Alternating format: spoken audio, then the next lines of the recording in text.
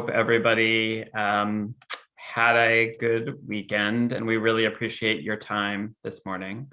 Today's meeting will be the first of two meetings that are really designed to review how Michigan's juvenile justice system operates.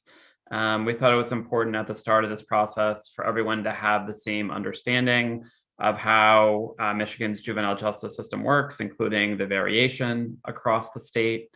And we're dividing that system overview into this month's meeting and next month's meeting. So at this month's meeting, we'll be covering two key areas of the juvenile justice system: how youth are referred to the system and how those referrals are processed, as well as if youth are diverted, how those diversion decisions are made, and then detention, including largely pre-adjudication detention.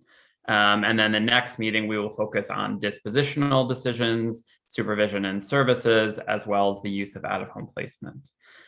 So for each of those areas, Tom Ladek from MAFCA has graciously agreed to help provide that overview of how the system operates. And then in each area, we're going to be highlighting what research has shown works to improve public safety and youth outcomes in each part of the system. Share some best practice examples from other states about how they've been trying to implement that research statewide, and then begin to raise a set of big picture questions for all of you and the task force to consider. And the goal isn't to answer those questions, but just to begin to put those on the table. And then finally, we're going to hear from some local courts that MAFCA helped us to identify. There's lots of great practices happening across the state, and so just have time to highlight some of those.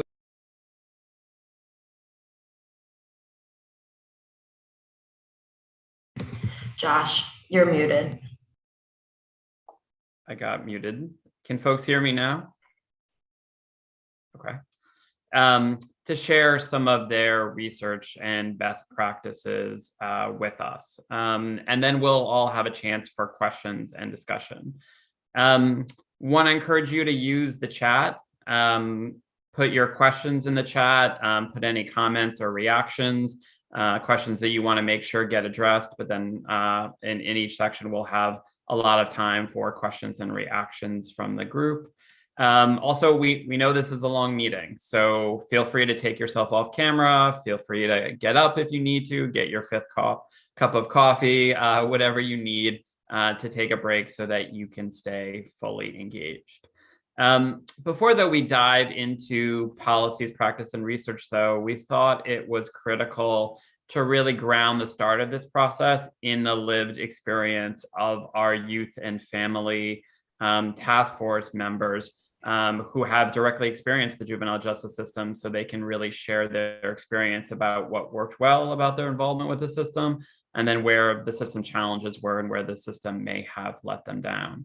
So I want to turn to John Castile in a minute, but just before I do that, Lieutenant Governor, is there anything you wanted to say to the group? Well, just good morning, everyone. And I'm really appreciative of everyone's participation and commitment. Yes, we do have a bit of a marathon here today, but as Josh indicated, this is really about grounding all of us in an understanding of the system so that we all can have some just common language when terms are used and things like that, because I think it'll be a good foundation for the discussions we're ultimately going to have about the opportunities we have to change the system for the better and lead to better outcomes for people and families all across the state of Michigan. So thanks everyone for your commitment. Thanks for I know everyone on this group is very inquisitive, so please ask many questions so that we all can benefit from the answers to those questions. And I am very much looking forward to learning from all of you and everyone who's presenting, and starting with the folks who are going to lead us off today. So thank you very much for your participation. Thank you, Lieutenant Governor. So John, if you could start, and you can introduce yourself and share with us a little bit more about your experience with the juvenile justice system. Yeah, good morning. My name is John Castile, formerly adjudicated youth. I figured I would start my story just from the beginning. Family history, stuff like that. So both of my parents, you know, they had me young, and they both have mental health issues, substance abuse issues, stuff like that. I was involved with CPS at a young age, toddler. So I don't remember much of this, but I just remember that feeling of, being alone as a kid, and I think when I went into the juvenile justice system, that kind of filtered back through, and it was that same feeling of, not being with family, not being home, So,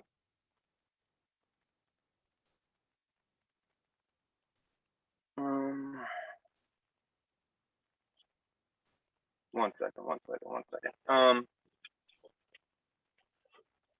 So it started off at school. I never had I never went to school really. I'm 26-year-old right now, and I'm just now working on my GED. I'm halfway through. But there were people at school, guidance counselors and stuff like that would step in and kind of, they probably had a gist what was going on. I missed half the year of school. When I did show up, my clothes were dirty. So they would call CPS. Somehow my parents would get out of it, but by the time I ended up in, the juvenile justice system, I was a kid that had been neglected for so long that it had turned. I remember talking to my counselor in placement, and he said, you don't sound like a criminal. You sound like a kid who's been neglected. And that was the first time in my life that I had ever heard that. I didn't know, that I was being neglected. So, it was definitely necessary for me to go to placement in my experience. I think that the people that I met there more than anything, I don't think it was the place. I think it was the people. The people stayed in my life 10 years later. They're still in my life to this day, and they're a big support for me. But I remember another big thing when I walked into the juvenile detention facility. I was 14 years old. It was my first time being in any trouble like this. And I remember the guy in the cell next to me was crying all night. And it was just, it was very real. It was very lonely, very depressing. And, and it was actually somebody I knew. I knew him we grew up in the same neighborhood. His name is Antonio. And he robbed AT&T store in Canton, and he's still in prison to this day. This was 10 years ago. And his earliest release date is 2035 over a mistake that he made when he was 16. So another thing with JDF, I don't remember ever, talking to anybody there, talking to a counselor, anybody asking me, what's going on. I remember my bond was $100, and nobody came to get me. So I was sitting there, and I said, $100, I'm sitting there over $100. But it's so much deeper than that. Because even if somebody would have came and got me, I had nowhere to go. So I was in a very bad spot. But I do remember once I got to the placement, they gave me medical care. That was a big thing. I never went to the doctor. I never had a physical, really, besides being a young kid. But what really led up to the placement and all this was the CPS case that was I previously mentioned. There was a foster care worker or CPS worker or somebody that told my mom that since I had ran away from growth works and stuff, they said basically if you're aiding and abetting him, if he has a warrant out for his arrest, you cannot, can't have him around you. So basically you have to drop him off at foster care. So it seemed like my whole life up to that point had just been a big game of hot potato. People passing me off to the next guy. And I was in a meeting the other day, and they were talking about, you know, a kid with a similar situation that's going through this right now, and they couldn't figure out what to do with him. And you know, it just kind of hurt, you know, to see that, you know, like, can't find anywhere for this kid, and it's just who's willing to take him. It's not what's best for the kid, it's who's willing to take him.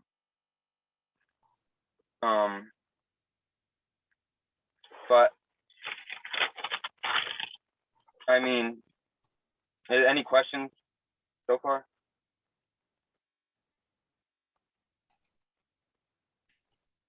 John, can you share a little bit more about how you think the juvenile justice system helped you, but also about anything that you feel like it really let you down and didn't fully meet your needs? Yeah. Definitely, like I said, the relationships that I made with counselors, with staff, people that were just in the field, definitely helped me. But I think the biggest spot where the JJ system let me down was my family. You know, I got all the counseling while I was in there. I got everything I needed while I was in there. I got all the structure I needed when I was in there. But when I got out, I went right back to, you know, drug addicted parents, homelessness, you know, poverty, lack of education. So I mean, yeah, that definitely would be the biggest letdown I got. And I know that there were programs offered to my parents. They just didn't take them. So I mean, I guess if there was more of an incentive there,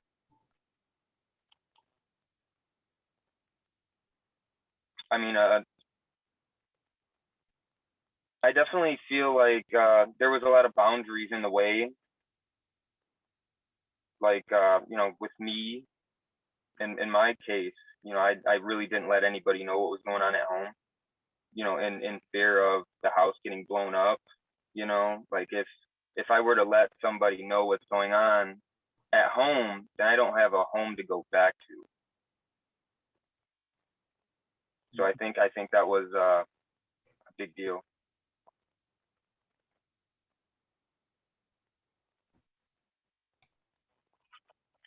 Thank you for sharing that experience, John. Are there other folks who have questions for John? Hi, this is Derek. I don't really have a question. I just wanted to say to John, thanks for sharing that story and your experience. It's very valuable to our futures in terms of the direction we head. Lived experience can't be replaced or substituted. So your testimony here today was outstanding. So thank you for bearing through it and sharing those stories and personal stories about your parents and some of the difficulties you experienced. Thank you, I appreciate it.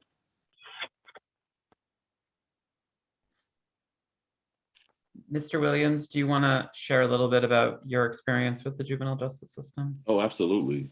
So I'm Cole Williams from Michigan, Grand Rapids. And so, I mean, to be quite honest, I'll just start off by saying thank you, John, so much for sharing what you shared with the group today.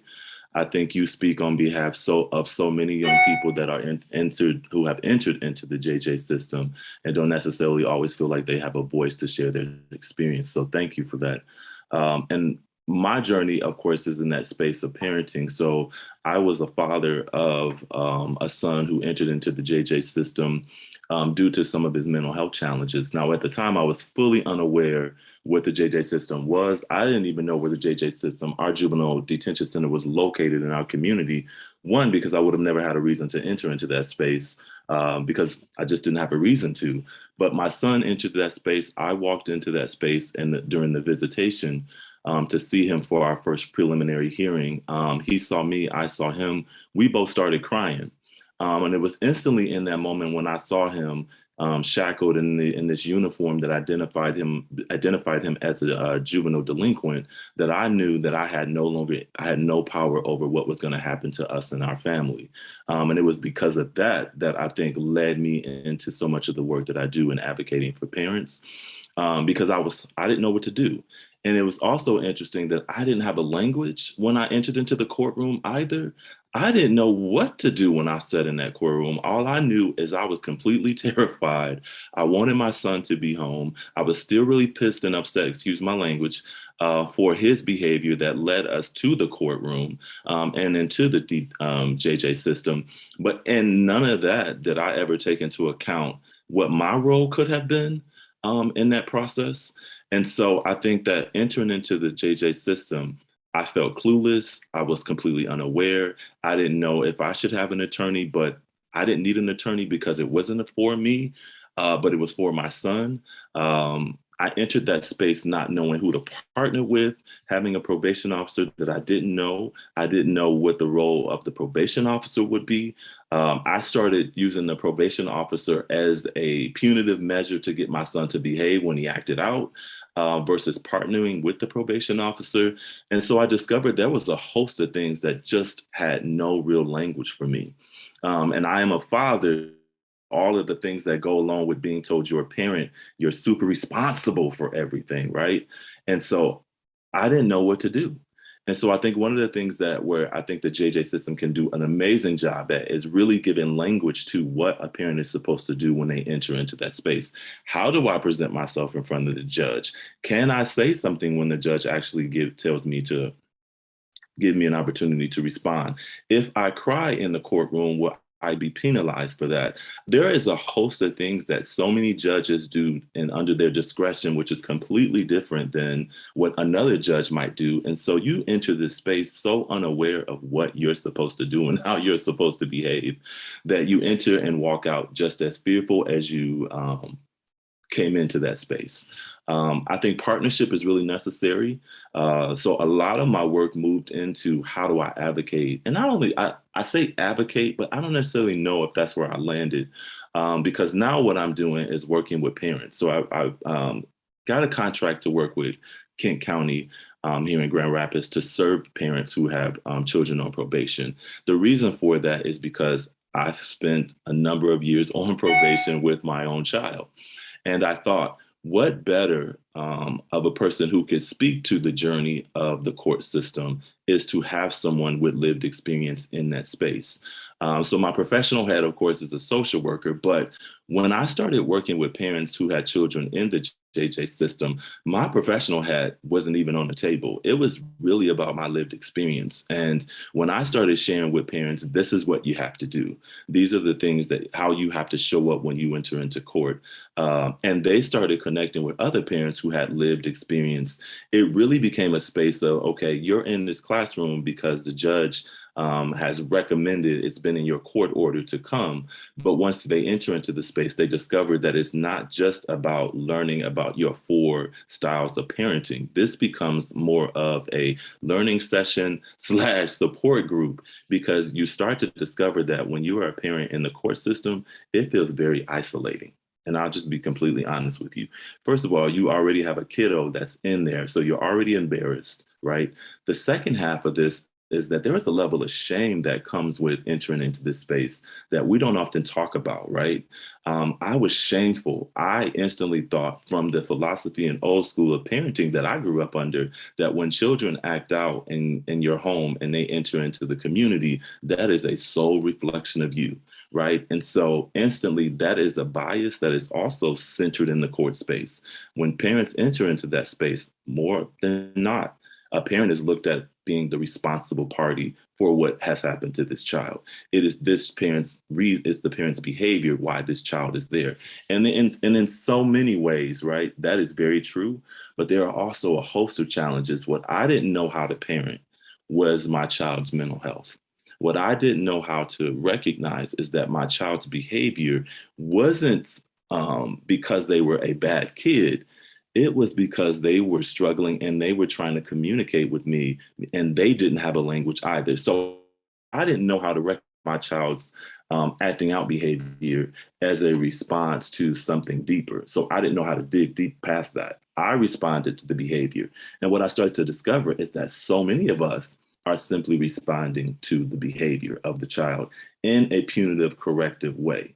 and not recognizing that there is a host of challenges that come with raising children that can be associated to understanding what trauma looks like. A perfect example in my work with working with parents, I often share this experience where I was cursed out by a kid when they first saw me. I'd not been running the group for about a month. I returned to the group, and the first thing this kid did was curse me out. In addition to that, this kid said to me, "I'll take my belt off and I'll whoop your, you know what?" So he continued to use this language. Now, had I not had the experience of raising my own son and working with kids who have trauma, I would not have recognized that really what he was saying to me is that I miss you. And so once I was able to see past the language and sort of say, oh, okay, he's cursing me out, he's yelling at me, he's doing all this to really say, Cole, I miss you, where have you been? So once I helped him identify for him, oh, you miss me? Guess what? I miss you too. Here's the reason why I haven't been to group.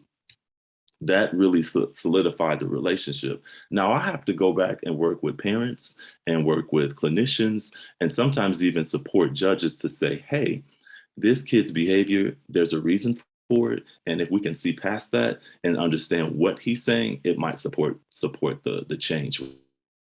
But I learned that it was really about finding ways to build partnerships. And so one of the big things that shows up in my groups is we ask the question, when you say family court, what exactly does that mean? Because there are so many parents who walk into family court and really don't feel like family court is about family. And so I think to John's point, I think that there is not enough buy-in for parents to say, oh, I want to participate in a parenting class. One, I don't know how many of you in this space, if you had a kid or had a who's acting out, would want to enter into a parenting class where you're going to be taught by a quote unquote person about parenting. Everything that we know about parenting is about attachment, is about closeness, and parenting can be very personal. It's probably the one thing that people don't participate in education on, but it's so necessary and important. So my role has been really amazing because I have the opportunity to work with parents and really dig deep into what's happening. But most importantly, create a space virtually. I mean, all of the courses that we run are virtual. And so I've got parents parked in a parking lot. I've got parents showing up who completed our 8-week session, who come back not because it's court ordered any longer, but because, hey, I'm frustrated. I don't know what to do with my child. I just needed to come to a space where there are parents who are going through the same type of experiences that I'm going through. And I just need to know that it's okay. Right. And so a lot of times when offering this class that I provide, I might find myself emotionally charged by it. And you might even see me drop a tear. Why? Not because I haven't dealt with my own parenting trauma, right? But because I can understand what it feels like to have to navigate a kiddo who has some extreme behaviors that lead them into the criminal justice system because they're undiagnosed with their own mental health challenges. And so I think that's kind of what I've sort of been seeing. And I think we can do better is that we need to learn really how to support one another. I think championship happens when there is a shared language, when we recognize that children are coming from trauma, that when we start to really unpack what's happening and recognize that there are some severe mental health challenges, because most, if not all, the parents that I work with, their child has some extreme mental health challenges that lead into some severe acting out where they become violent in the home. And I've got parents who don't practice self-care. I have many clinicians who I work with, many of you in this space who do amazing work, but haven't necessarily practiced self-care. So again, I talk about with parents that I had to learn as a parent. My goodness, it was important for me to take care of myself. Where no one tells you to take care of yourself, when I know I have to work because I now have to pay a court fine. I now have these court fees. So how do they expect me to go to this class and that class and get to this appointment and that appointment and still be able to deal and understand what's happening to my child when my child runs away, when my child curses me out? Because that's the other part of this puzzle, is that working with parents who understand that their children stay home with them, right? There is no, I go to therapy, they do a therapy session for an hour, they have wraparound support for an hour, they're in school for a number of hours. These kids come home. And let me tell you guys something. When my son went to the juvenile detention center, I was so excited that he was out of our home that I could take a deep breath, that I could breathe, because I was extremely stressed out. I was extremely overwhelmed. I was extremely under-resourced. And I was going to place to place to place to place to get some support. And it literally took me to get him to land in the JJ system for us to even get some of the support. But by then, listen, I was burnt out. I was like, when they said something about wraparound services, and I don't know if everyone's familiar about wraparound, but by the time they got to me and wraparound and the stuff we had gone through, I was like, look, you can wrap all those services around him. I'm good. I don't need one service. I was over it. And now I'm in spaces where I recognize there are so many parents that are just extremely burnt out. I don't care. Do whatever you want to do with them. And that's only because they've gotten to that space where many of them have tried. Some of the parents I served, they didn't even know that they had any issues. So they, like me, didn't know that, your yelling is a problem. You should not be yelling at children. Well, what I helped them understand is that your yelling is an indication of your threat. You're done. You're tapped out. And being able to match that same understanding with what's happening to their children. So I think that what I have discovered in this work is that there needs to be a shared language. We need to really look at what we're doing as it relates to fines and fees and overstretched parents who don't have the resources. And then understand that sometimes parents don't even know how to tell the court that they don't have the resource. Why? Because they don't trust court. And if I've had any lived experience with family court or my understanding of family court, I might say from people that I've heard or my lived experience that, oh, family court isn't about families. They do this with kids. Oh, better yet, my lived experience taught me because I was in family court that this is what happens. And so I think that there has to be something that tells me what to expect. There has to be a space that I can go to where I feel connected to other parents who have this lived experience. Because what I found is that when parents enter a space where other parents who've had lived experience can share their experiences, an unfolding happens where they all learn from each other. And so I get the blessing of just sort of really facilitating. And they often laugh at me because I'm trying to inject the slide.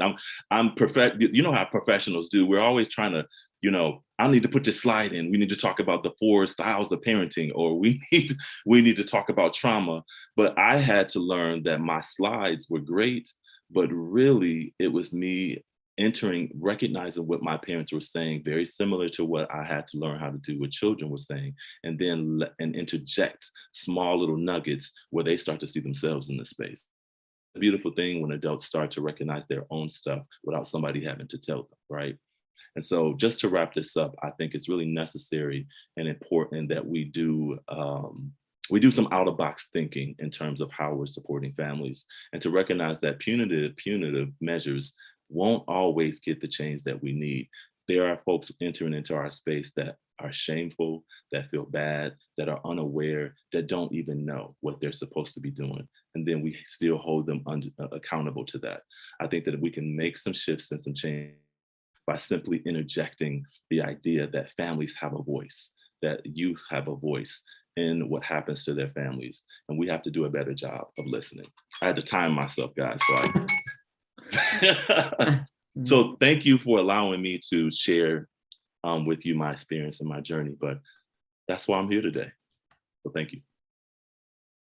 Thank you so much for that. We really appreciate it. Are there questions for John or Mr. Williams, or comments or reactions? Just a reaction, Cole. Fantastic. Thank you so much for sharing your insight and what you've been able to do as a result of your experience in terms of helping other people. I think one of the biggest things that you said so much, right? Like there's so much to unpack what you said. So it was fantastic. But, the one thing you said that really struck me was you said, I spent a year on probation, right? The year that I spent, because it is the family, right, that spends that year navigating all that together. So this idea of how can we help to create partnerships, shared common language, empower parents, right, is so critical. So thanks so much for sharing that. Thank you. Judge Allen? I just wanted to say thank you. It was really quite wonderful. I've been a judge for 21 years, and I'm always trying to get parents to see us as a team.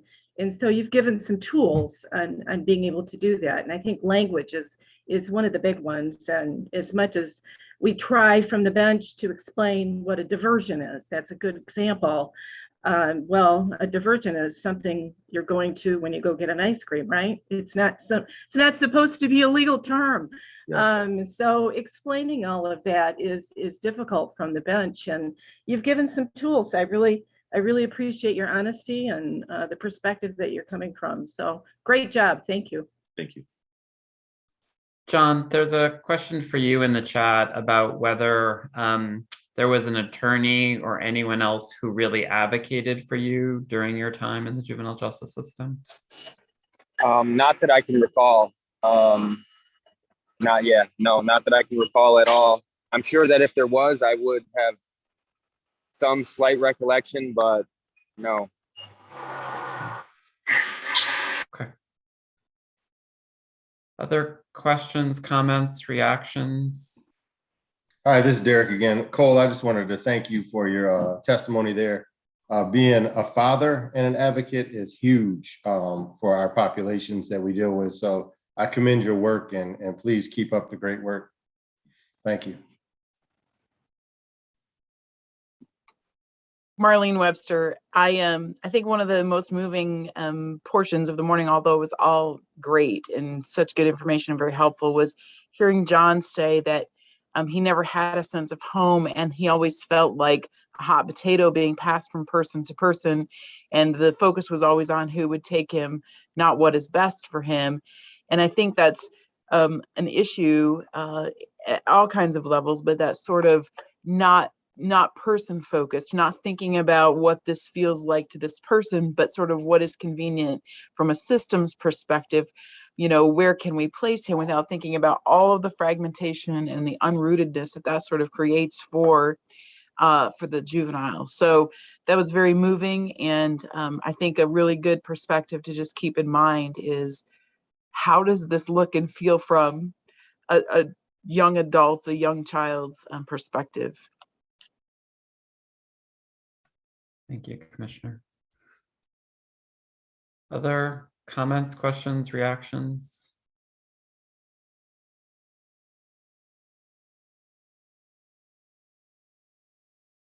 Okay. So want to really thank both of you. We're going to shift into a comparatively dry overview of the juvenile justice system and policies and practices, but I think it's really important that as we're having that conversation, as Commissioner Webster just said, that there are real people that are experiencing these policies and practices, and that it's ultimately why we're here, is to try to improve the lives of every youth and every parent who comes into contact with the system.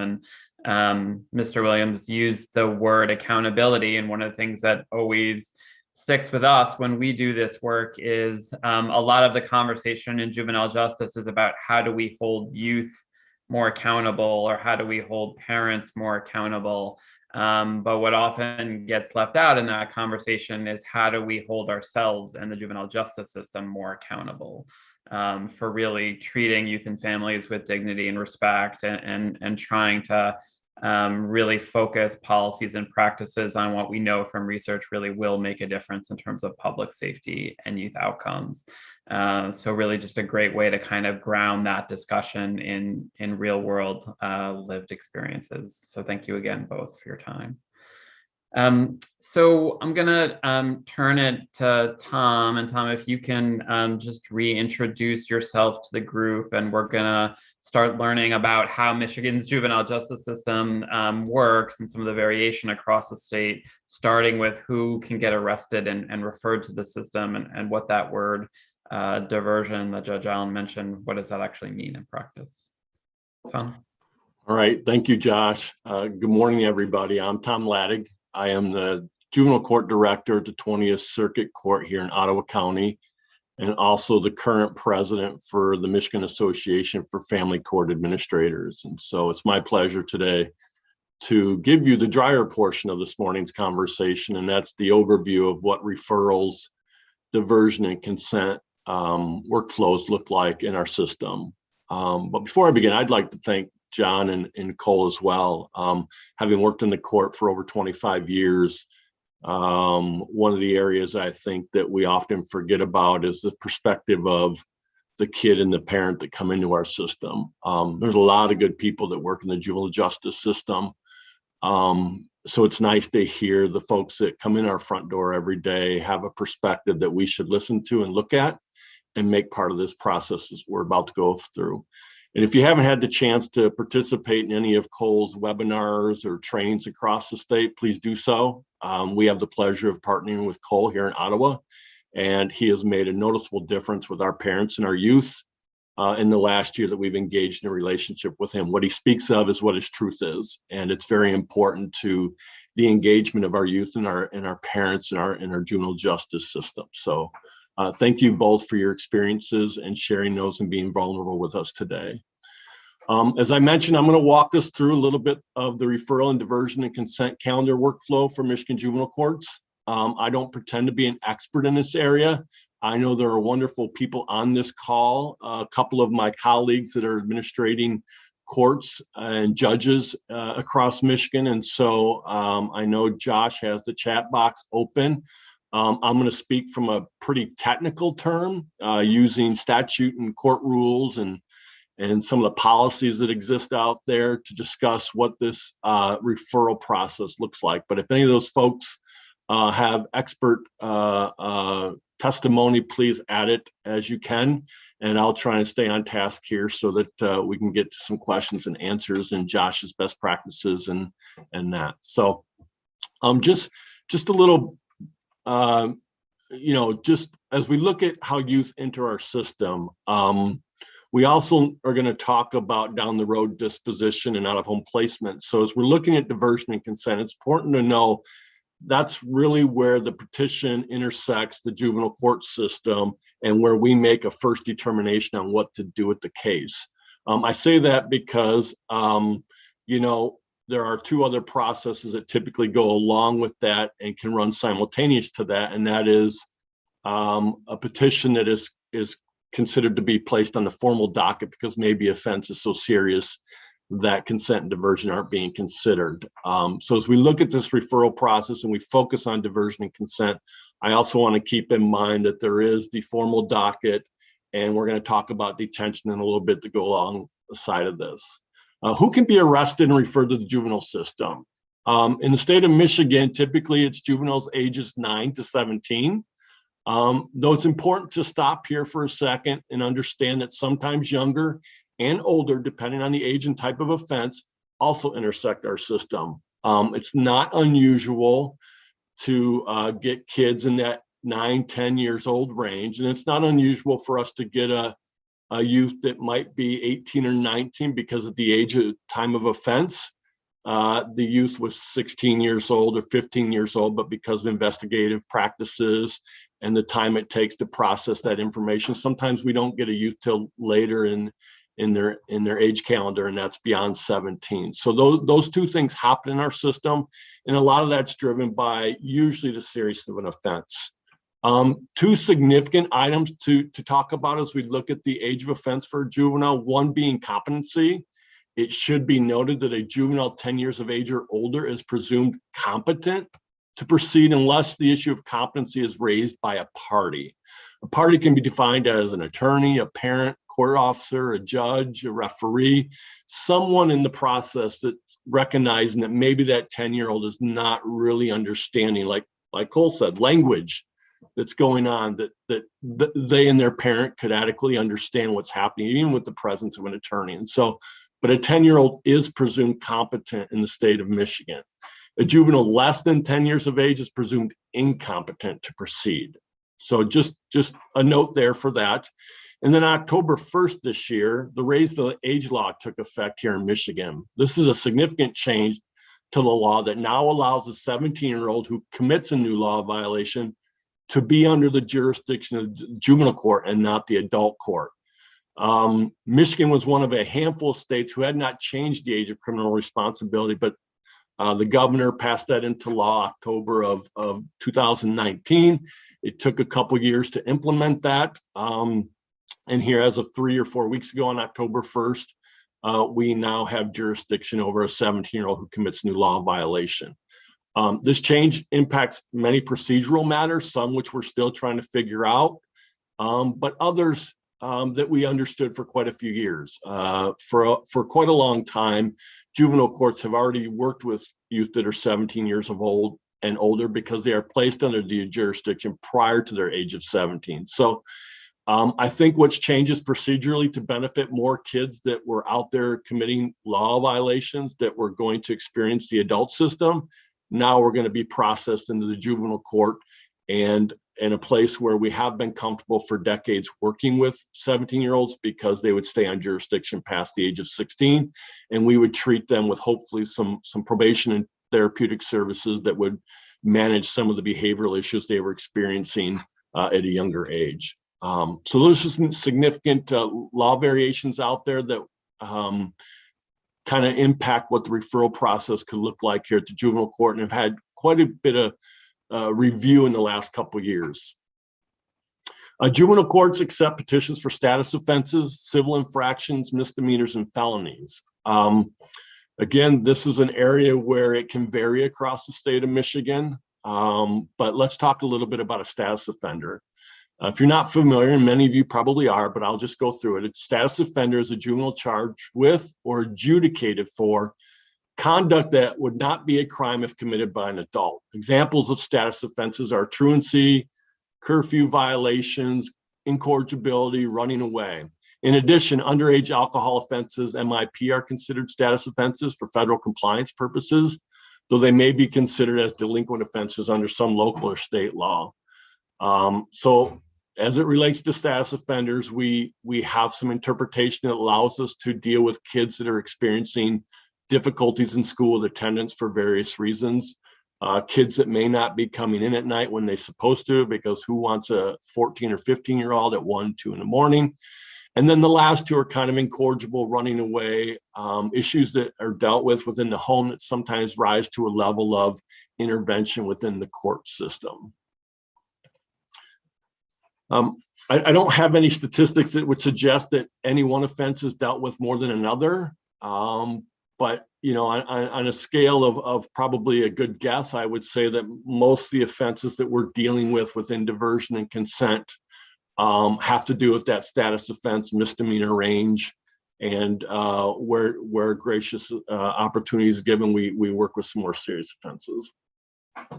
What happens when a youth is arrested? And again, I know the word arrested is very strong language for a youth, but we're going to talk about that as it relates to what happens out of a kid when they have that interaction. A juvenile arrested for an alleged criminal activity has a contact with law enforcement officers. This can happen at the time of the alleged offense or at a later time during the course of an investigation. When a juvenile is apprehended and the officer does not warn and release, does not refer the juvenile to a diversion program, the petition and complaint or the prosecuting attorney gets involved and deals with the police report and complaint that's been filed by a police officer to determine what next steps to take with a youth. It is worth noting this is a discretionary statute. You know, it varies across Michigan. There are places where a ticket or a citation to appear is passed out, and then at a later date, the court determines what that event should be scheduled for. But typically, once the police report is submitted, the police officer is looking for the prosecutor's office to make a determination as to how the written agreement will be processed formally or informally in the court system. After apprehending the juvenile and the parent must have notification made. While awaiting the arrival of parent, the juvenile must not be held in a detention facility unless, you know, the crime rises to a level, and we'll get into detention a little later, as to what the seriousness of the offense or risk to public safety, or maybe contact with the parent is taking a little longer, then these options become more available. But consideration must be given to obviously the youth's level of cooperation, the seriousness of the offense, and again, some of the risk factors that go along with that. Once the law enforcement officer completes a police report and a probable cause statement is submitted to the prosecutor's office, it then lies within the office of your local prosecutor. What happens there varies again across the state of Michigan. Some of those practices are exchanged electronically. I know here in Ottawa County, most of the police reports and probable cause statements are done online and submitted electronically, which can expedite the paperwork. But I know there are still jurisdictions where paperwork is dropped off and maybe emails are exchanged. And then certainly on weekends, sometimes practices vary depending on the availability of those things. All that to say that, it varies across the state of Michigan. There's not a consistent practices that varies based on resources and technology and things of that nature. But another key point is to know that sometimes that will delay the opportunity to intervene more quickly and more judiciously with a kid and his parent. After a petition is filed, the prosecutor's office will send it off to the family division, typically the juvenile court. And again, I'll get into a little bit of diversion and consent a little bit, but I kind of just want to walk through what happens at this level. So when the prosecutor writes the petition, they've determined that there's enough probable cause to file a petition. They do have the option, if there's not enough, to dismiss the petition. But typically what will happen is they'll write a petition, they'll send it off to the juvenile court. And at that point, that's when the diversion and consent cycle typically begins in each court system. Again, I don't speak for every jurisdiction because we do it differently across the state of Michigan.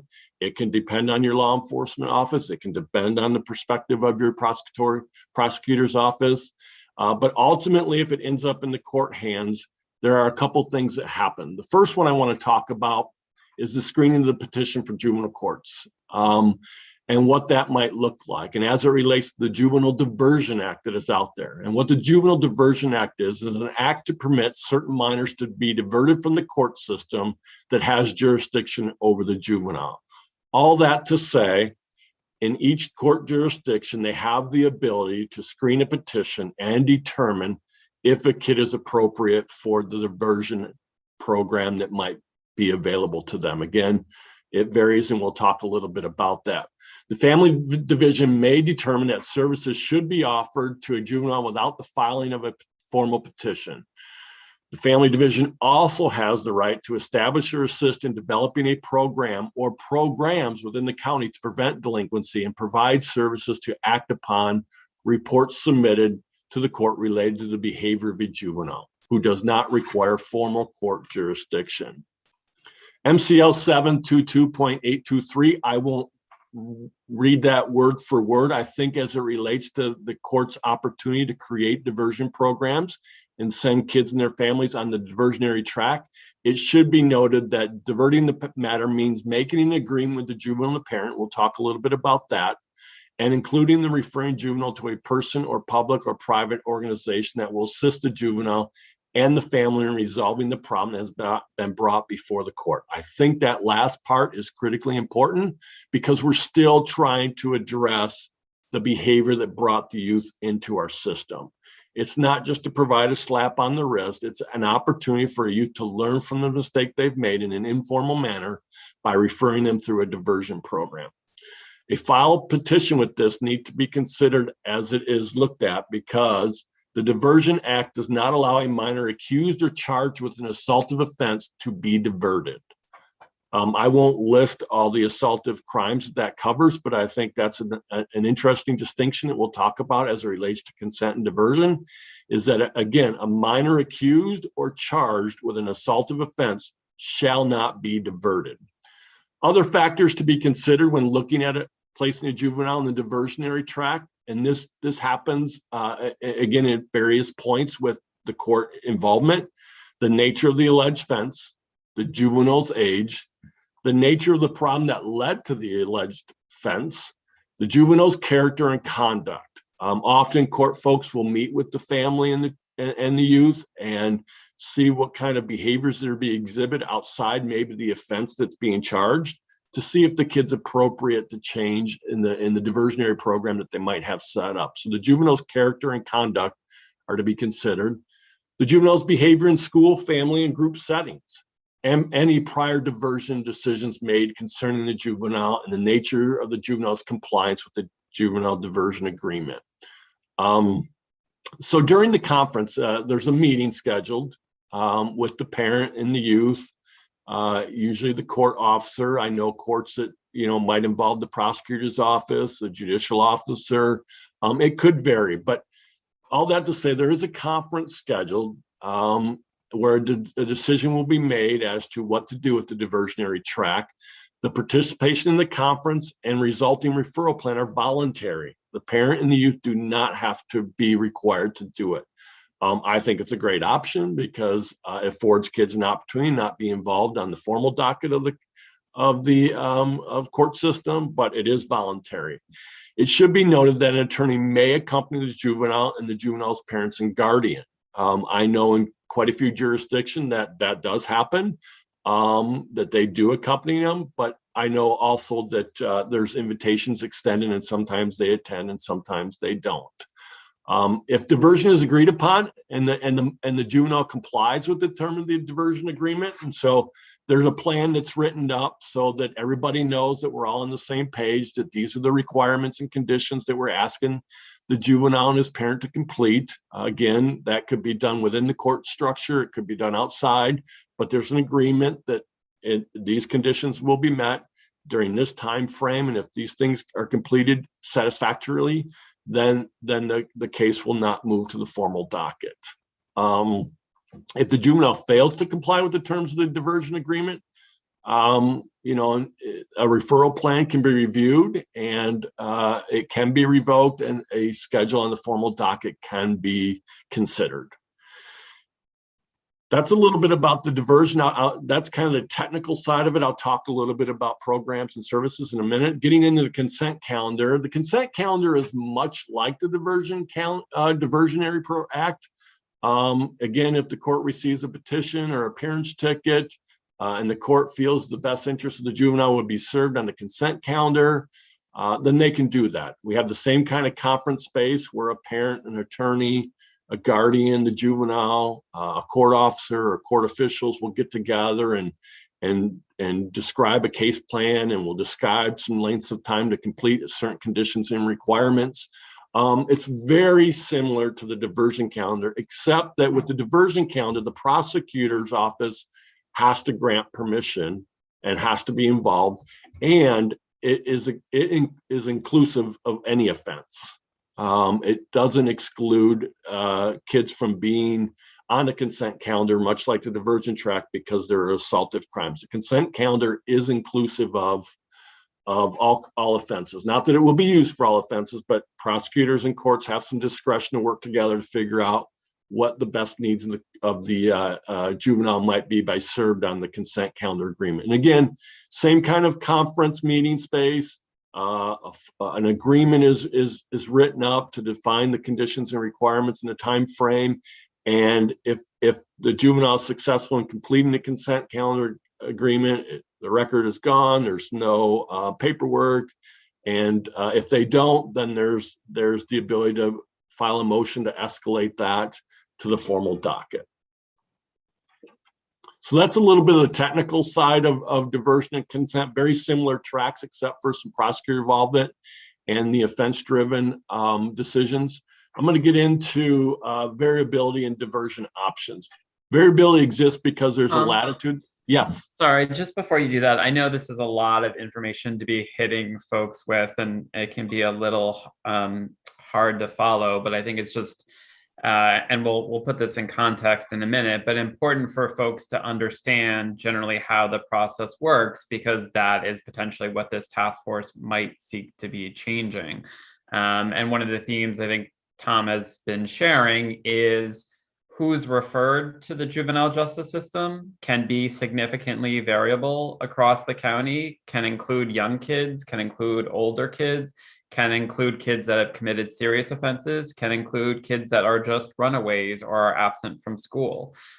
whether those kids are taken into formal custody versus whether they have an appearance ticket to appear in court, and whether that process takes 3 days or 3 months can be significantly different across counties. The decision making that a prosecutor does, and whether prosecutor diverts that case, whether police divert that case, whether a probation officer diverts that case, whether, as Tom has described, that case goes to a judge and it goes to a consent calendar and that case gets diverted, can again significantly differ across counties. And obviously there are strengths, and we'll talk about that with having each county system be a little bit different. But as Tom is describing, there's a wide range of things that can happen.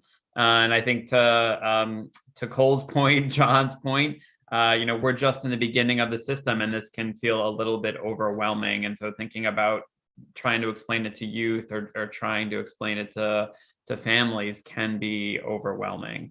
So we'll talk a little bit about the research, but just wanted to give a pause and see if people have just like factual questions before Tom talks a little bit about what diversion looks like, about what the initial gateway to the juvenile justice system really involves.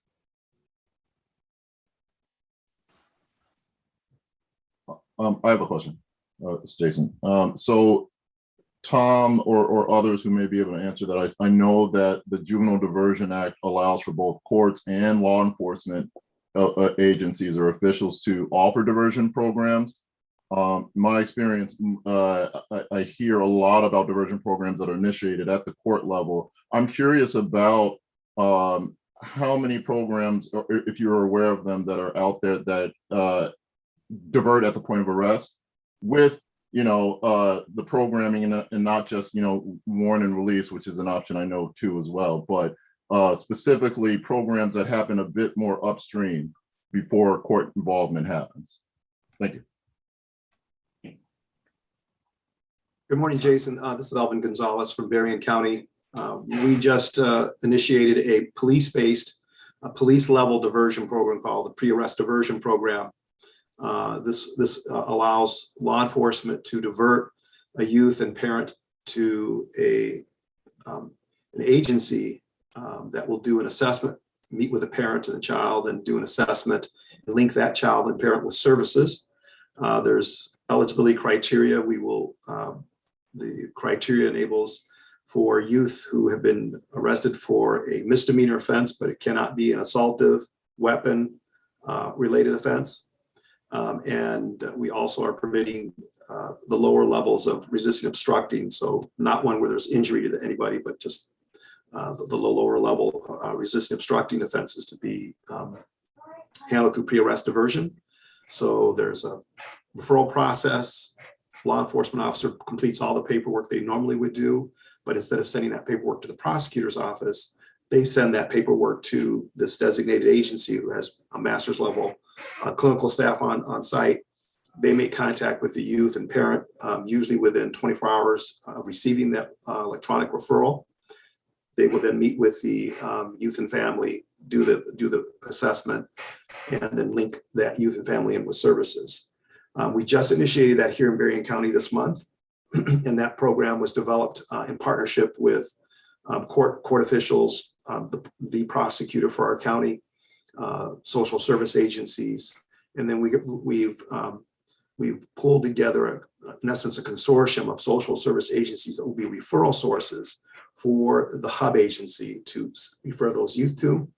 So those involve like mental health, SUD providers, parenting programs, and so on. Great, thank you, Alvin. Mm-hmm. And I think, was it Commissioner Webster? Did you have your hand up? Yeah, I have a question. This might be really basic, but I guess just talking about language, I need an explanation. What is a consent calendar? Yeah, Tom. The consent calendar is an informal agreement between the court and the youth and its parents to treat that kid off of probation dockets. So again, what we're trying to do with that is to divert the kid away from the formal docket, but because of their offense, the consent calendar might be limiting them from being on diversion. So Like here in Ottawa, we have a consent calendar agreement that basically is a piece of paper that they sign and date and say, I'm going to go to school, I'm going to participate in some community service, and you know, I'm going to write an apology letter to my victim and maybe participate in some restorative practices to make sure I've learned from the action that brought me into the court system. And then in about 30 or 60 days, if they complete those requirements, we get rid of the documentation, and it's as if they were never in the court system.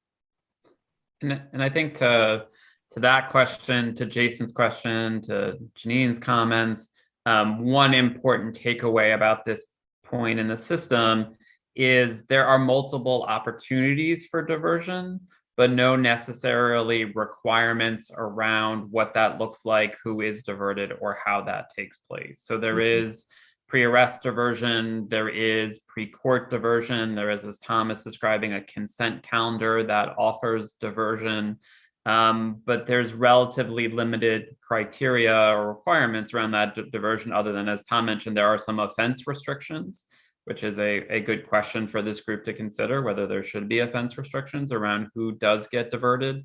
But there is significant variability across the state, and part of what our job will be is to be having focus groups and conversations with folks across the state to learn even more about what that variability is.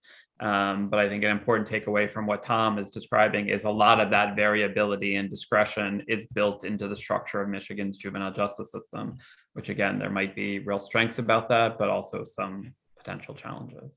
If I'm understanding correctly, diversion is some sort of service or treatment outside of the court, and a consent calendar is some sort of service inside the court, but not on the formal court, in the formal court process. Is that close? I think, go ahead. Yeah, I think that's a good interpretation, although like Josh reiterated, and we will continue to reiterate, there's still a lot of variability. Just because you're on a consent calendar doesn't mean you won't go outside and receive other services. It's just more of an informal agreement once it's bypassed through the offense charge that we can deal with that the diversion calendar can't. But both offer an opportunity to be treated informally. It's just diversion opens up pre-arrest and pre-court involvement over consent calendar is involved with the court system. One of the benefits to the youth, and I think Tom may have mentioned this, is if the youth successfully completes either of those, the Juvenile Diversion Act option or the consent calendar option, that offense that they were charged with is not part of their permanent record. It's a non-public record. So that incident is not going to be discoverable or found on publicly available searchable websites for criminal record. So I'm sorry, just Rhonda, I'm from Genesee County. And one of the biggest differences for us for diversion and consent calendar is the prosecutor has to agree to consent calendar, where diversion is really at the discretion of the court, and the Juvenile Diversion Act gives the court a lot of discretion to make that decision. And so I think that's one of the biggest differences for us. Yeah. Thanks, Rhonda. Want to sort of juxtapose what we know from the research, but Tom, is there anything else you want to make sure to mention around diversion? I think just the lack of available funding that's consistent with, the child care fund, where the child care fund allows for intensive level of services to be provided in the community. The child care fund does not allow for much variation in the diversion and consent world, which can hamper in other jurisdictions being able to manage their resources in a way that could offer diversion and consent in a more fruitful way. I think that's the biggest thing. And then the varying ways in which that decision is made outside the prosecutor and the court is the use of screening instruments. And some are used across Michigan, like the MJAS and YLS and YAZI as examples. And others where the variation and of criteria for screening into diversion could be varied across the state of Michigan as well. Yeah, thanks, Tom. So again, a lot of details and nuance here, but the child care fund, as we'll get into in a future meeting, is the main state funding stream that counties can use to support local juvenile justice practices. And what Tom noted is there are limitations in that child care fund being used for anything other than intensive services, which often isn't consistent with diversion. And so that's a question for this group to begin to consider, is how state funding structures shape what local practice looks like. So I'm gonna. I have a quick question. Yep. You referenced the screening instrument, but you're also saying that it doesn't seem to be uniform practice of using one instrument. Is there one instrument that you have seen that is better than others? And also, do they look at the child's particular risk factors in terms of like defining services at all? You know, I mean, is there a good model out there for us to be looking at? Tom, you're muted.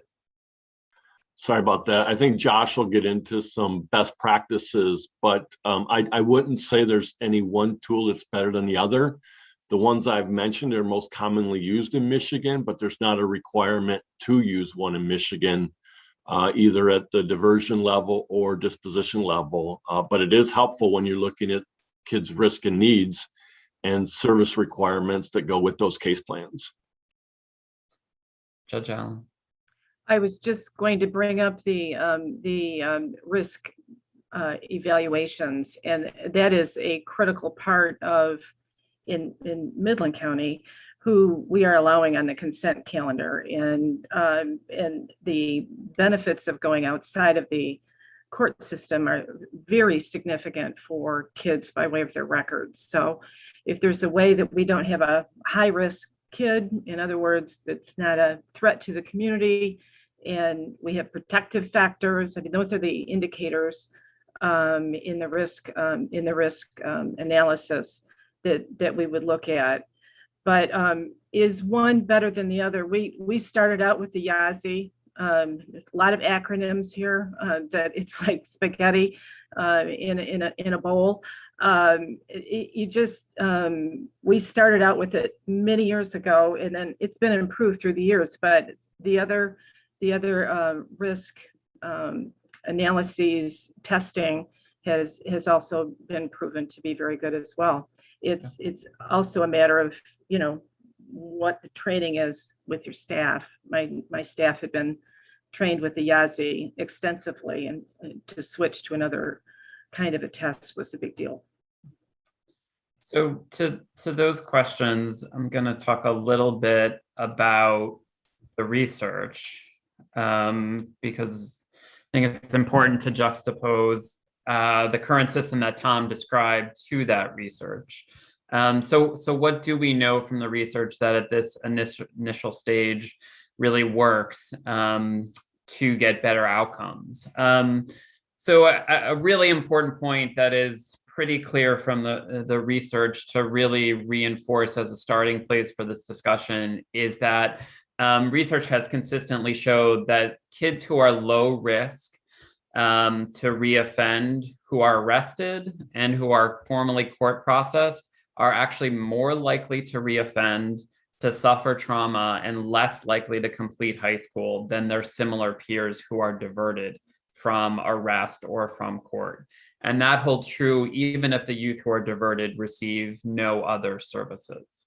So really the research that's come out over the last 5 years has pretty clearly shown, in general, the juvenile justice system is not a good place for kids, particularly kids who have a low risk to reoffend, and really their needs should be met outside of the juvenile justice system. Another sort of really important research-based tenet that's sometimes hard to kind of wrap your head around, but research has also consistently shown that the nature of a youth offense isn't correlated with their risk of reoffending. So kids who commit more serious offenses are not more likely to reoffend than kids who commit less serious offenses. So it's easy to use offense-based criteria, like is currently in statute, to make diversion decisions. But research really shows that it's using these kinds of risk and need screening tools. As Judge Allen and others have mentioned, there are a few tools that have been kind of validated for this purpose to really identify who are those low-risk kids and to divert them from any form of system involvement and really have their needs met through other service systems. As part of that is really a partnership across systems.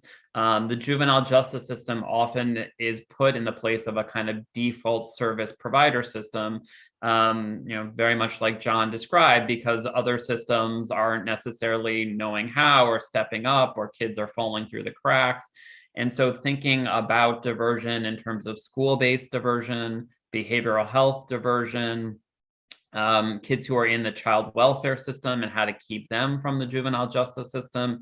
So diversion is not just a kid has already been arrested, but what kind of programs and practices can be put in place in other service systems to keep kids from ever coming into contact with the juvenile justice system.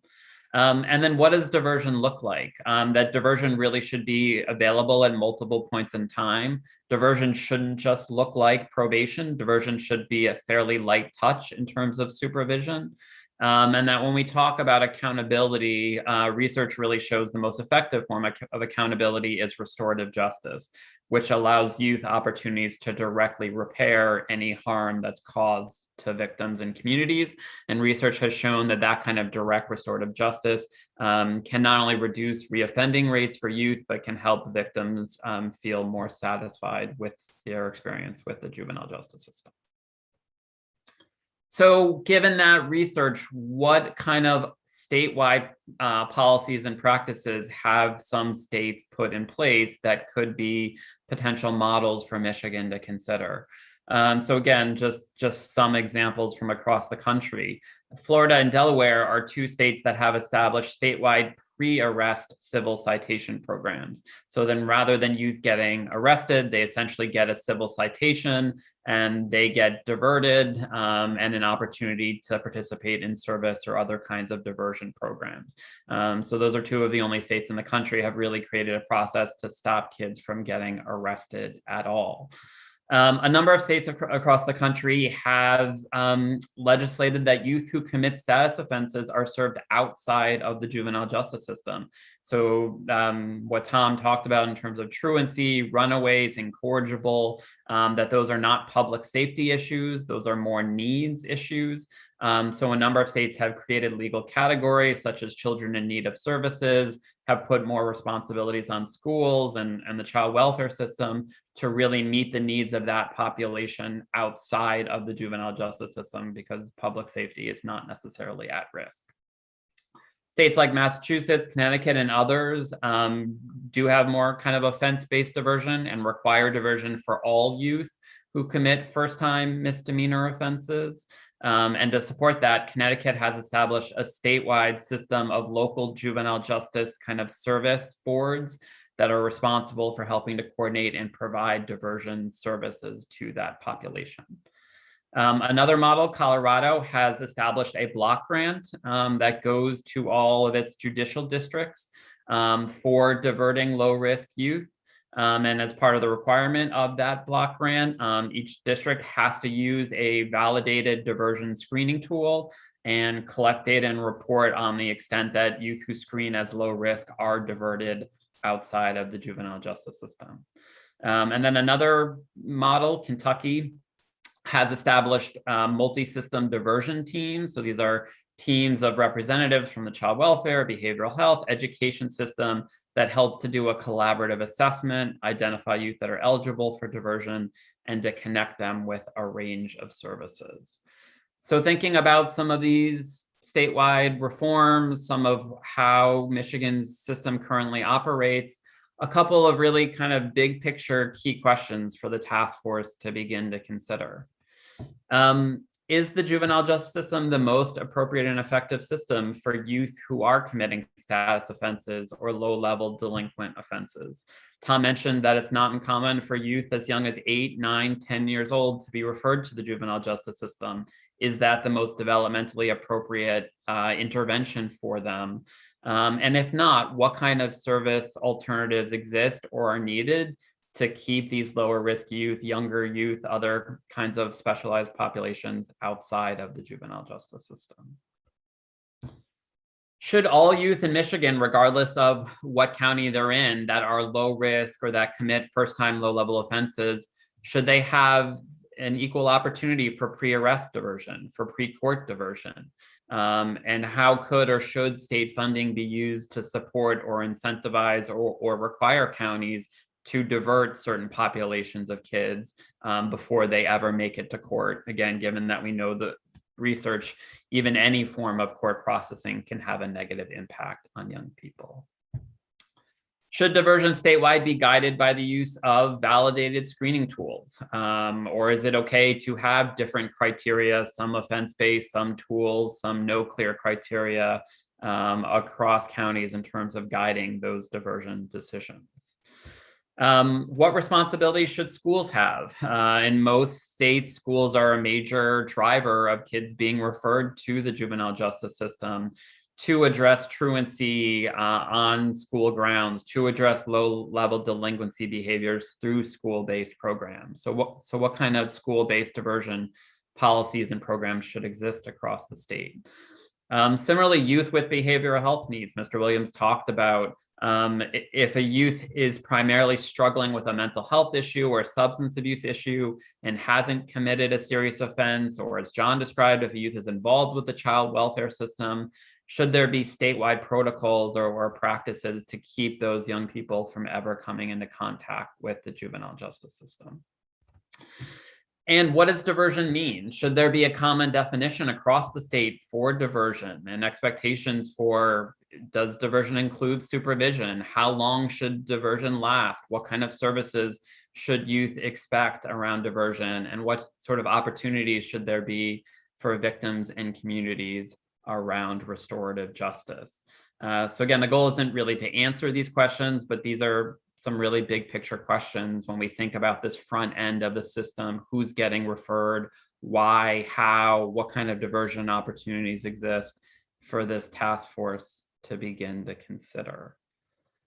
I want to turn it over to Rhonda to talk a little bit about some of the work that she's doing. But before I do that, reactions to that research or some of those big picture questions? Again, I know this is a lot to think about, but we really want to be, as we said in the first meeting, sort of encouraging all of you to really be thinking big picture about what does Michigan's juvenile justice system look like now, and what could it or should it look like in the future? When I think of things like equity, and I think of the concept of justice by geography, it would seem that having more standardized ways of making these important and critical decisions on how youth and families are impacted by either before they get to the juvenile justice system or to keep them out of the juvenile justice system, there could be significant benefit to looking at and adopting some of these best practices. Thank you, Alvin. Other thoughts, reactions? One of the issues that we have consistently is screening out the low-risk kids and making sure that they are not a part of the system, if at all possible. But in order to get an analysis of whether you have a low-risk youth, you have to have some sort of an instrument that guides the probation officer, who's usually the one giving the youth the risk assessment. And to me, that's the low-hanging fruit in the state, is figuring out where our low-risk kids are, because you cannot mix them without it being a detriment. Jason? Yeah, I agree with everything that Alvin and Judge Allen just said. I also want to add that I agree too with what Tom said in his presentation about looking at funding, state funding, and how it impacts diversion, and how it kind of leads to serving kids on diversion if you utilize the child care fund more intensively than perhaps need it. I also would like us to consider state funding for diversion much more upstream, for law enforcement agencies or schools or other institutions who send kids to the system in the first place. to utilize more diversion programs? This is just a general question. Is there a consistency, and this is probably a question for Noah Brado as much as anything, a consistent reporting of diversion cases by way of, I mean, it's non-court activity, so how are we keeping track of it statewide?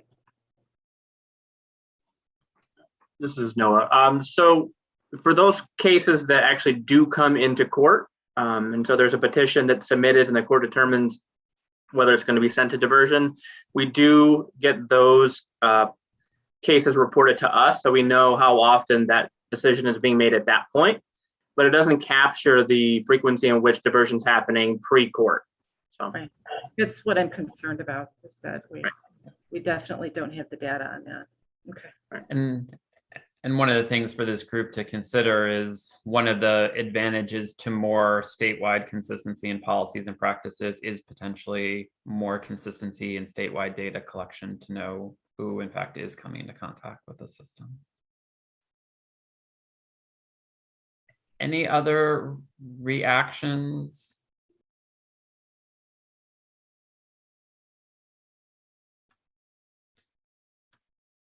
Rhonda, do you want to talk a little bit about the work that you all are doing and how you're trying to focus on a research-based approach to diversion? Yeah, absolutely. So happy and proud to be invited to talk about, aka brag, about our diversion efforts here in Genesee County. So really back in about 2017, we just wanted to look at a lot of data to know who we were sending to detention, who was going to out-of-home placement, who was getting put on intensive probation. And really what we wanted to do was develop a robust continuum of care that focused on community-based services for more moderate and high-risk youth, and we wanted to divert low-risk youth. But we kind of needed to know who we were dealing with. We wanted to look at our disproportionate minority contact and see where we were making those decisions. So we looked at our offense summary data, and that really, if you're a JIS cohort, it's a standardized report, and it really tells you who's committing what offenses.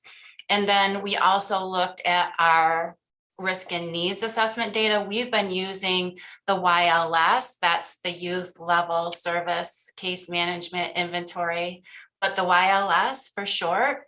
We've been using that since 2013. And so collectively, we had about 4 years of data in 2017. And what our data told us, initially, a low risk score can be between 0 and 8. And then once we'd been working with that team of MSU, those scores were normed for Genesee County. And our low risk score was between 0 and 14. And we had about 68% of our youth were scoring 11.6. So we had a ton of low risk youth. And so to me, fertile ground for diversion.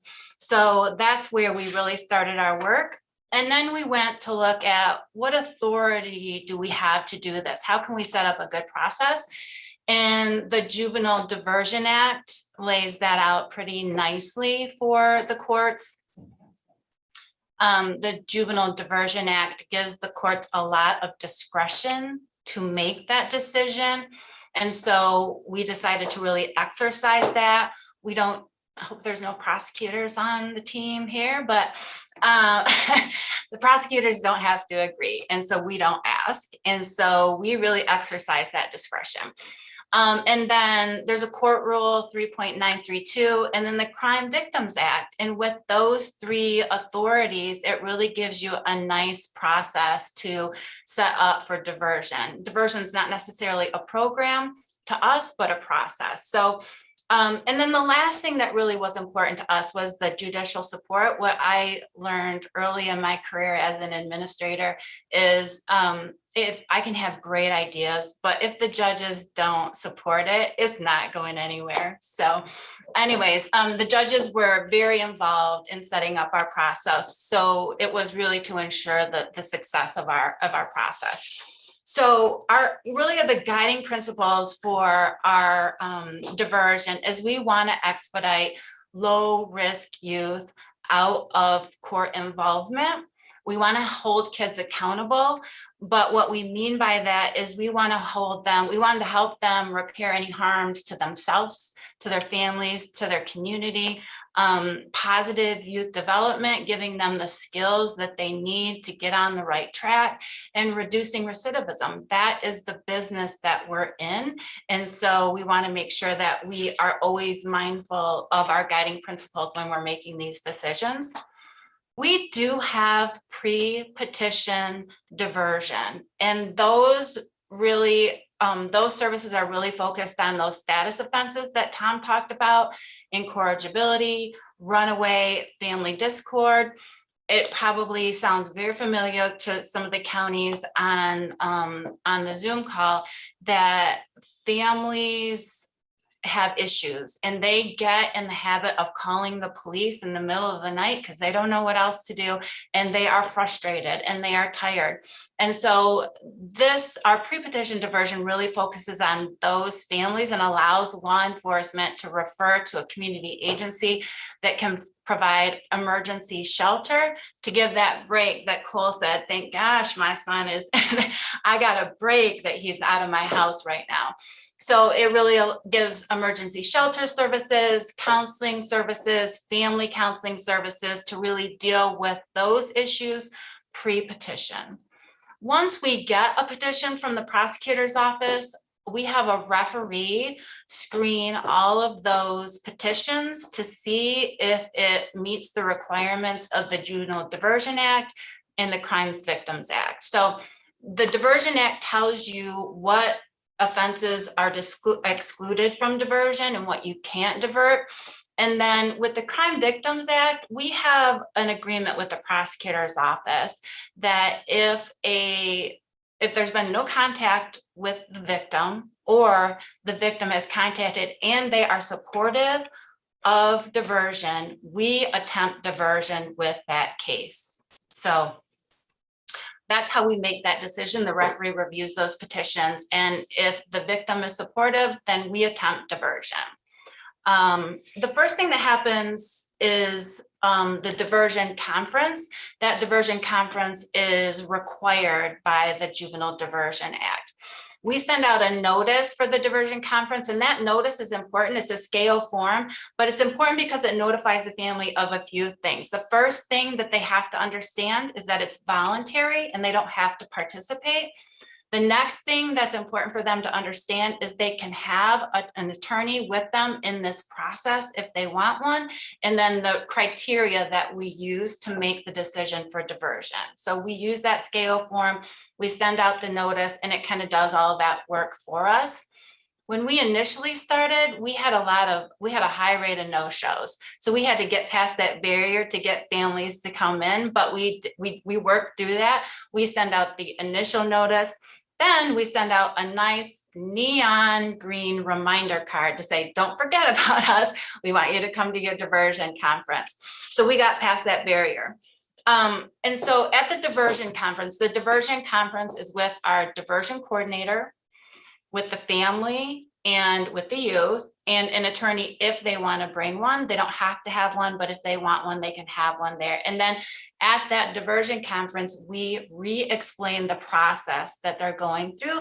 Like Cole said, it's important for them to understand the language and what's happening at this point. So we kind of re-explain the process to them.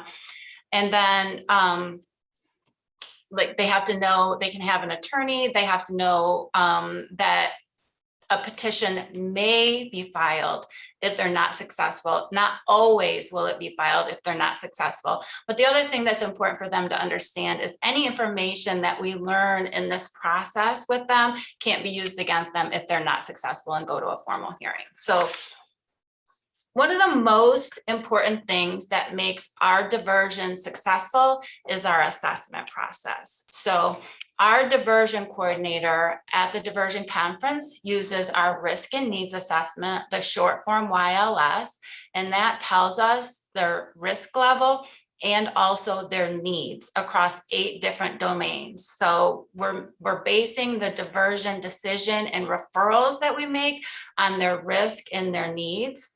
We also do a MAZE, which is a mental health and substance abuse screener.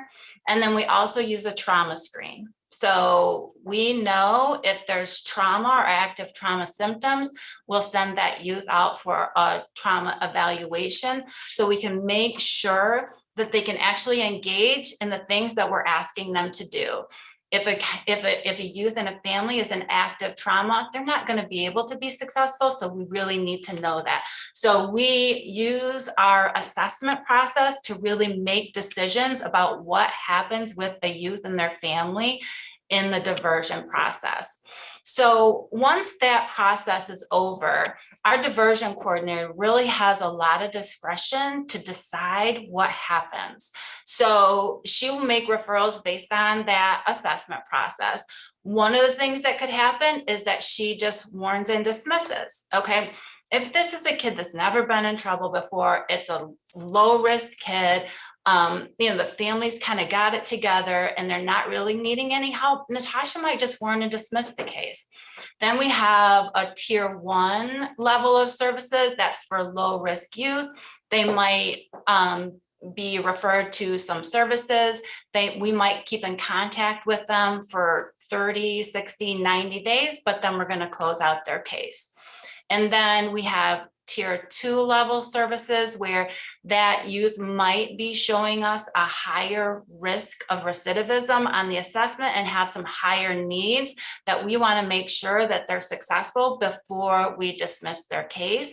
And so they might stay around for 3, 4, up to 6 months. I can tell you 6 months would be a long time, but if they need that level of supervision and time, they will allow them that time to be successful. The other thing that I think that's important to point out is our diversion coordinator isn't going to be necessarily providing that oversight. It would be a worker that we've referred them to. So it might be a mental health agency, it might be a therapist or something that's really providing that contact, weekly contact, monthly contact. It's not our diversion coordinator or somebody from the court that's providing that oversight. So once they got through their services, we will dismiss their case, or if they're not successful, they would be set for a formal hearing to start on the formal docket. So we have been doing diversion since about 2017. Annually, we kind of hover around 40% of our petitions get diverted from the court. Last fiscal year, we diverted 37% of all of the petitions that we had filed with us. So our court had about 493 delinquency petitions filed, and we diverted about 163 of those petitions. And we divert with a very high rate of success. 89% of those cases were dismissed successfully with no further court involvement. 21 of those cases were set for a formal hearing. Those cases that get set for a formal hearing could still potentially be put on a consent calendar, but again, that decision is really up to the prosecutor and the judge and the victim at that point, and the discretion is no longer ours. So the only other thing that I would say is that, funding is a real issue for our diversion efforts. So all of our diversion efforts are locally funded. We do not use the child care fund. The child care fund is restrictive in its funding in that it requires a weekly face-to-face contact with the youth. And it requires that person that's making that contact has to meet certain criteria that they define as a case manager. And so for us, that flies in the face of our value that we're not going to provide court oversight to youth when it's not needed. And so we're not going to allow funding to drive those decisions. So we don't use the child care fund for all of our diversion efforts. So if the funding was less restrictive and supported this work, it would be a lot easier for us and for other counties to really expand and have a more robust diversion option for kids. Thank you, Rhonda. Rhonda, there's a question in the chat about how victims are involved and whether victims request diversion at all. Yeah, so victims contact the prosecutor's office directly. We don't have that contact with the victim. So when a petition is filed, the prosecutor, if there's a victim involved, the prosecutor reaches out to the victims. If the victim contacts the prosecutor's office and they agree with diversion, we will still divert the case.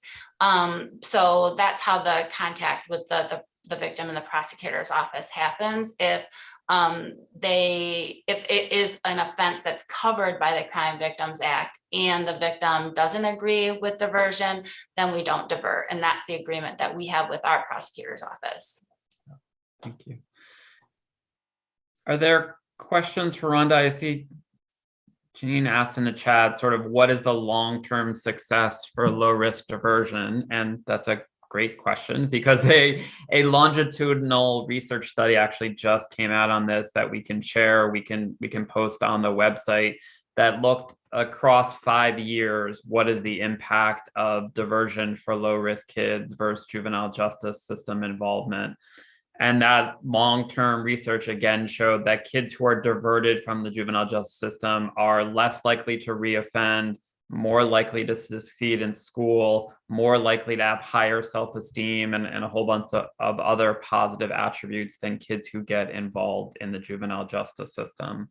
And I think it's really important to uplift something that Rhonda said in the beginning, which is striking, but is consistent with what we see across the country. We are likely not going to have data on this in Michigan, but I think it's important for folks to think about. Rhonda said when they initially did their risk screening, they were finding 2/3 of all kids that were referred to them are low risk.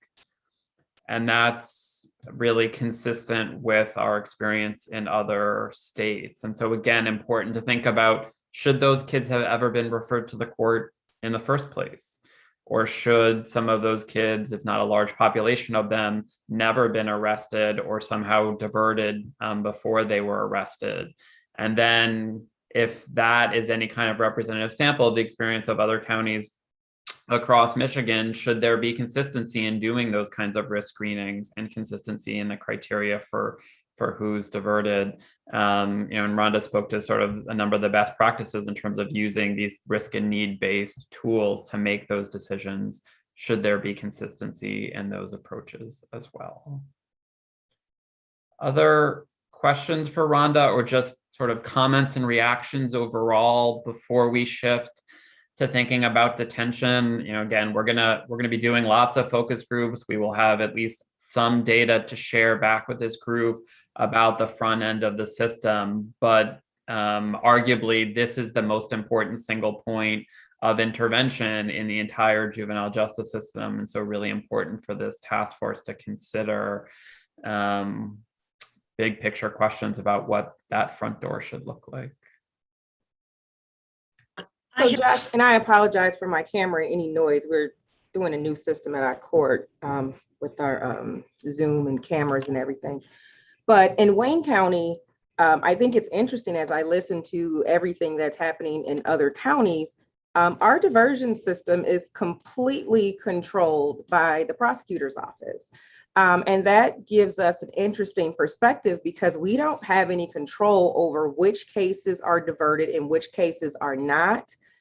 We only know that they're not diverted because they show up on the traditional docket. On some rare occasions, we may get some cases where the recommendation is diversion after that family has appeared in court.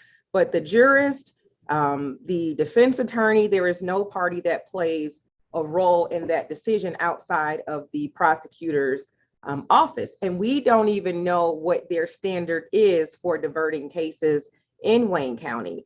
And so when we're looking at, I guess, making the system a little bit more uniform, and maybe this is one of the best ways to have youth that are low risk, low need not coming to the system, then we would have to make that more uniform for courts that don't do it at all. And I can't speak for any other court outside of Wayne County, but I can say Wayne County has a significant number of cases within the state of Michigan. So if Wayne County is getting it wrong, then we need to figure out how to make that adjustment for our county in particular. One, because we have the highest volume, and two of particular importance to me is the number of youth that are African-American youth and other children of color that are being negatively addressed through our juvenile system, maybe unfairly because we don't have the same programming or the same process as other courts have, not because individual jurists don't want it, but when you're dealing with a court with 60 judges and we have an administration size that's larger than most courts, the decisions that are made on behalf of the jurists are not necessarily made by or with input from the jurists in Wayne County. So for me, it's a little bit disheartening that I hear all of the programs that are available to other courts, but those are programs that are not being utilized by the largest court in the state of Michigan. And so I would like some advice from not just other jurists, but other parties on how do we navigate understanding that our funding unit is Wayne County. And so it's not anything that I have control over. We actually have to go to our Wayne County executive, which is a whole new ballgame in and of itself. But how does a court like Wayne County navigate this when it appears that we are putting our youth at a disadvantage to any other youth within the state of Michigan? Thank you, Judge, for your comments and uplifting that. I want to get to the other folks who have their hands up, but just want to build on a few things you said. One is that's part of the role of this task force and the potential for statutory change. You know, we are sort of starting a review or halfway through a review of statute, and some areas statute is very clear, and some areas it's not clear, and how local systems have developed may be a reflection of the vagueness of that statute, or certain culture, or just certain ways of doing things, rather than, you know, judges, you're raising, is that the best practice? Is that the most equitable thing to do? And so it's where this task force considering what kind of statutory or administrative or funding changes might be needed. I also just want to uplift something really important that you said that I failed to mention, which is one of the important things about considering a statewide approach is we know from the research really clearly that unfortunately, even with a statewide approach, youth of color are disproportionately likely to get involved in the juvenile justice system. But at a minimum, establishing more data-driven kind of research-based policies and practices at least provide for a potential foundation for making decisions in a more data-driven way rather than a more subjective or biased way. So thank you for those comments. Kelly? I was just going to, one of the things, I'm out of Oakland County and I'm here on behalf of Karen McDonald. She's the newly elected prosecutor as of January. So there's been a shift in the focus with regard to our juvenile justice and with an eye toward encouraging diversion programs and encouraging those types of non-criminal justice system avenues for addressing the issues that we have.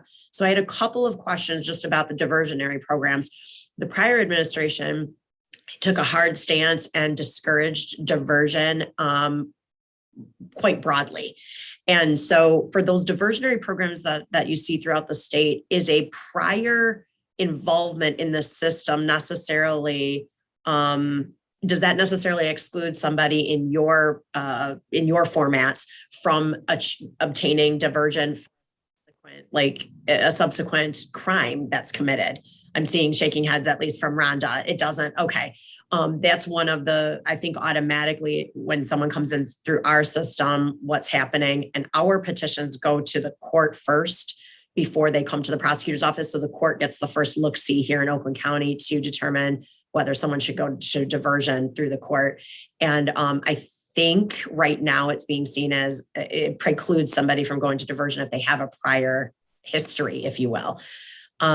So I'm interested to see how others address that, or if it's not really being addressed. And then the other question and issue that we're seeing through our office is a large amount of youth who have mental health needs that are not being addressed. And what's happening is their behaviors are being translated into more of a delinquent situation and being treated as such. And we're finding some challenges with regard to finding community-based resources where we can allow families to have a reprieve rather than through an arrest, but through other programs. So I'm interested in what other jurisdictions have utilized and how you've reached out to community-based services and the types of services you've reached out to, because sometimes there are dangerous behaviors and dangers to either the juvenile or the family or the public. And we're looking for other options rather than detention, even in the short term. So those are just a couple of things that I'm interested in hearing about as well as we move forward with this.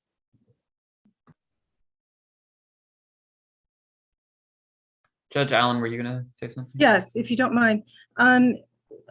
Great job, Rhonda. Very impressive implementation of a program that obviously was extremely needed, and impressive also that you're able to fund it.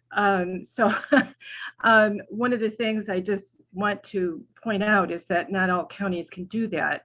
When you don't have a diversion program that can be funded by the Child Care Fund, it becomes a barrier in other counties, especially the small counties. So I'm just going to point to the necessity of kind of putting our hands around the Child Care Fund and the impact that lack of funding has, especially in the small counties. Just that was one point. But just in response to Kelly Collins from Oakland County, in Midland County, we have two foster care systems. One is run by the Department of Health and Human Services, and the other one is run by the court. So I have a delinquency foster care system, foster parents. I do all the licensing. The buck stops here. If there are any problems with those foster homes, I call them court foster homes. And we have entered into multiple collaborations with both DHHS and community mental health, but in particular, this one is with community mental health, and we provide the services for what are called respite foster homes. And they are quite wonderful. And it can be a respite from for a parent, or it can be a respite from another foster home, because you have that really high risk, multiple needs, developmentally disabled, mental health needs, cognitive needs, I mean, you name it, and then criminogenic factors, because that's why they're in the juvenile justice program, right? So it is one of the tools we use, and other counties surrounding us from a regional standpoint use, and we rent them out, the beds out, if you will, but they are my foster parents. Thank you, Judge Allen. Well, as folks can see, there's a lot here, so perhaps you'll forgive us a little bit now for having this meeting be 3 hours, because we could probably easily spend the meeting just on diversion. But I think it's illustrative of some of those big picture questions that we're raising, that even just in this forum with a few counties represented, we hear dramatic differences on when diversion happens and whether it's pre-arrest or post-arrest or pre-court or post-court, who's making those diversion decisions. You have some of the counties that spoke about how probation or court officers are making those diversion decisions. And then we hear Wayne County, the largest county in the state, that it's prosecutors who are driving those diversion decisions. Different cultures and expectations around whether diversion is a good thing or not.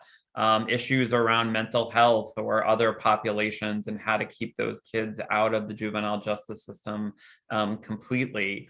How different tools and criteria across counties are being used. So as we move forward in this process, we will be having more conversations and illustrating some of the various policies and practices across the state in further detail. We will be sharing data, but hopefully this is beginning to have all of you to think about some of these questions about really how do you how do you honor county innovation and customization and county strengths while also having a system that is somewhat fair and equitable and research-based across the state? Senator Losada? Yeah, hi, thanks. I think you just answered my question that I hope that we don't lose sight of best practices that are being used throughout the state. Because again, it seems like in the legislature, we see that there are a few places that aren't maybe doing things as well, and we completely change everything. So yes, thank you for mentioning that. Absolutely, and that's one of the reasons we wanted to have Rhonda and others share their experiences, is because there is a lot of great work happening. And so the question or the encouragement to think about statewide approaches isn't to say that great work isn't happening. It's to say, is some of that local innovation and best practices a foundation to potentially build upon statewide? So with that, we will transition to detention. And Tom, if you want to help us set the stage for how detention works in Michigan and across counties, and then we can also get into a discussion about research and best practice. All right, thank you, Josh. So the question is, who can be detained and how long and for what? And again, we're going to come back to statute, court rule, and licensing standards that exist for county and court operated facilities. So current state, juveniles aged 9 to 17 can be detained. Those detentions can be pretrial detentions, which would be new law violations. They can be technical violation requests made through a apprehension order. Post-disposition and personal protection order violations are commonly used detention decisions. There have been occasions, again, going back to what we talked about with younger youth, where a youth under the age of 9 has been requested to be detained. Typically, it doesn't happen, but it does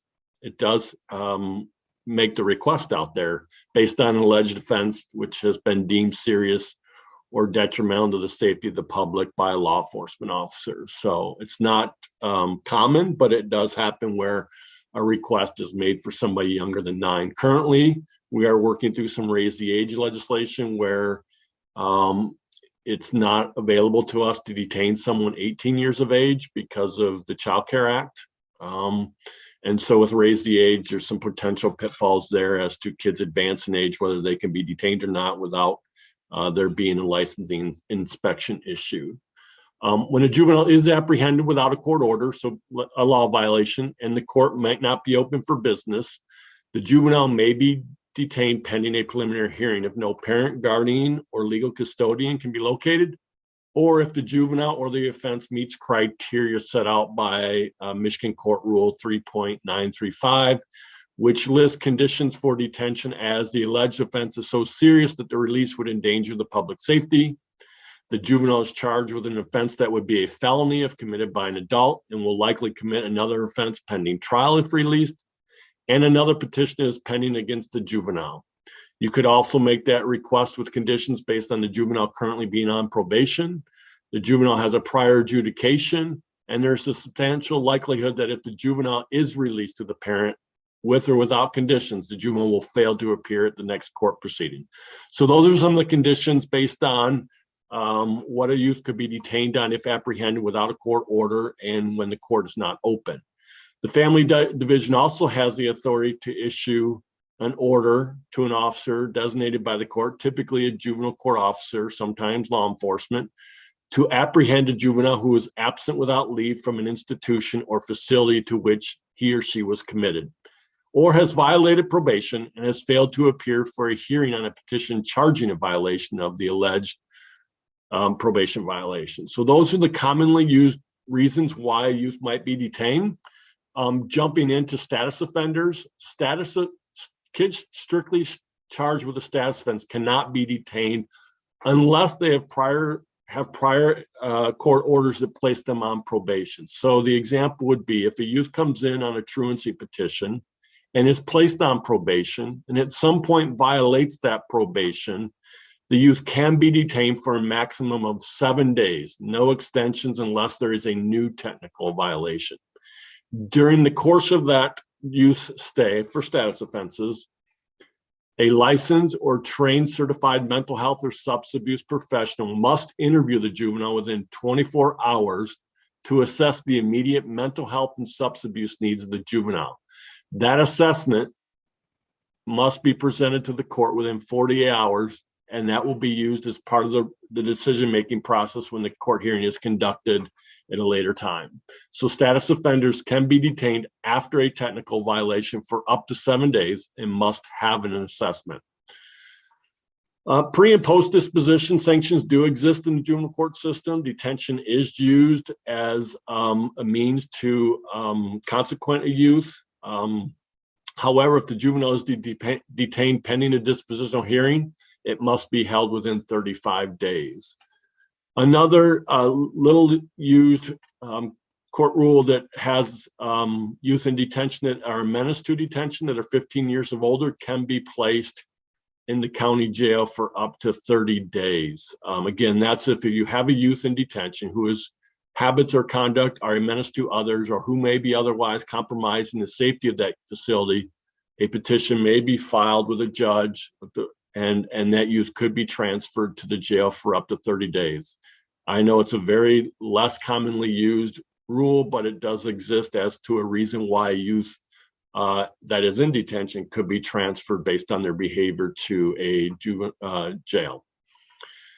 A juvenile detained on a new law violation will have an initial court hearing within 24 hours unless it's Sunday or a holiday for the alleged offense. During the initial hearing, a juvenile may be released or continued pending a next court date. If they are continued, factors for detention are considered much like what we talked about before, the seriousness of the offense. Sometimes we talk about the youth's involvement with their family. Are they engaged in a healthy relationship with their family? Are they a history of runaway? Are they going to school? Are they likely to return for a court hearing? All these things that have been mentioned before are also things that are included when making decisions about continued placement in detention after the initial preliminary hearing. Lengths of stay in detention vary dramatically across the state. The statute's kind of silent on how long a youth could be in there. I think the most pressing issue is when a youth is pending residential treatment out of home. Given the state of our residential facilities and the waiting lists that exist, it's not uncommon for our youth to wait weeks and months to leave detention and go get the treatment they need in residential facilities. And so across the state, there's a bed availability issue for both for detention and treatment facilities, and that also extends the amount of time a youth might be in detention. Discretion can vary depending on what jurisdiction you are in as to how decisions are made with regard to youth being detained. We mentioned the court rules that outline what reasons a youth could be detained, but there's also local policies that are written. Some jurisdictions take the court rules, apply it to policies, work with their law enforcement officers, and determine if there's something outside the means of the court rule that would articulate what that local jurisdiction would need for detaining youth in their community. Some communities use a screening instrument. We've talked today about the OZI, the YLS, the MJAS. Again, like the judge said, a spaghetti bowl full of acronyms. But there are screening tools that are used. I think Alvin Gonzalez used one in Berrien County. I know others have used them too. That is a validated instrument that helps you make determinations about whether you should be detained or not in a secure environment. Again, taking into context risk and need, likelihood to attend the next court hearing, such things that we've talked about already in factors. A statute that requires an automatic detention is the firearm MCL 712A.1a. The violation is found to have used a firearm during a criminal violation requires the youth to be detained. As I mentioned, there's quite a variance in how decisions are made. Discretion has often been left up to, in jurisdictions I've been familiar with, where law enforcement had the ability to detain kids that had an active probation violation out there, not necessarily an apprehension order that the court had signed, but gave some discretion to law enforcement to do so. And then again, variances in how public safety and the protection of the community are defined and how that would be locally applied to each jurisdiction varies. So there's not a specific definition. It's very broad as to what public safety actually means. So that's a little bit how you make the decision to get into detention. Again, you've heard the common word today, lots of variances. Trying to find our ways to find where best practice exists, and it does exist in Michigan. You're going to hear some more examples of that in just a little bit. But where can we answer these questions down the road as to what's the most appropriate means to detaining in youth and for how long and why? You should know that there's two types of detention facilities in the state of Michigan for juveniles. There are court operated and county operated. County operated are those that are operated typically through their county administrator or county board. And court operated are operated through the chief family division judge or court administrator. The rules and responsibilities vary slightly. In the last year, the state of Michigan has went through an exhaustive process of evaluating the licensing rules and standards for court operated or county operated facilities, or better yet, child caring institutions. Unfortunately, court operated facilities are not included in that conversation, though we'd like to have that conversation, because the standards of care should exist at a high level for everyone. And I know courts do operate their facilities at a high level and do maintain the licensing standards that exist for county operated facilities. So despite there being some nuances that exist out there in the way they're operated, the standards remain high. Obviously, county operated facilities are inspected and licensed by the state of Michigan.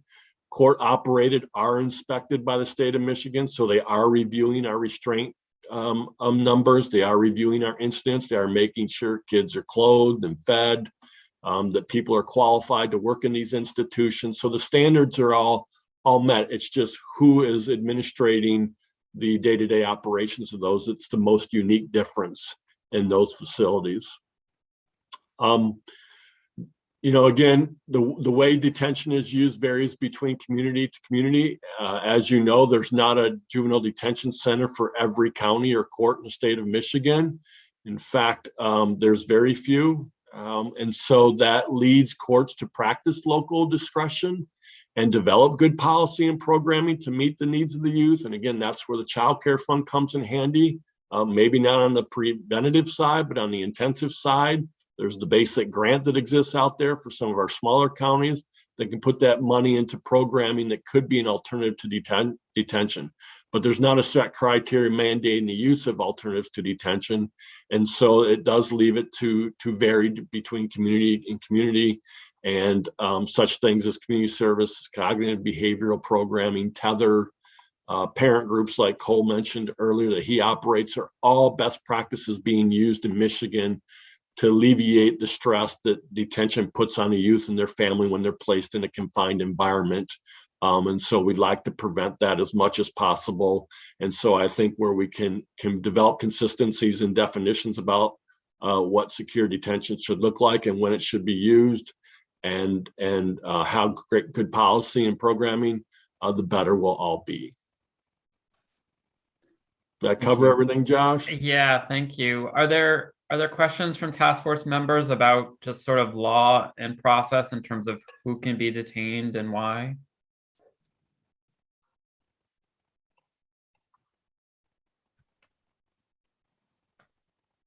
Everyone is now going to pass a test on detention in Michigan after this meeting.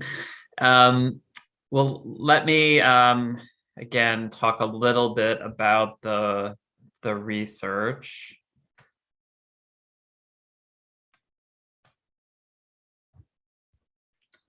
So what do we know about the research about detention? And again, how does that juxtapose with what Tom just described? So unsurprisingly, we know that generally detention is not a great place for kids, and that detention should really be reserved for youth who pose a direct risk to public safety or flight risk.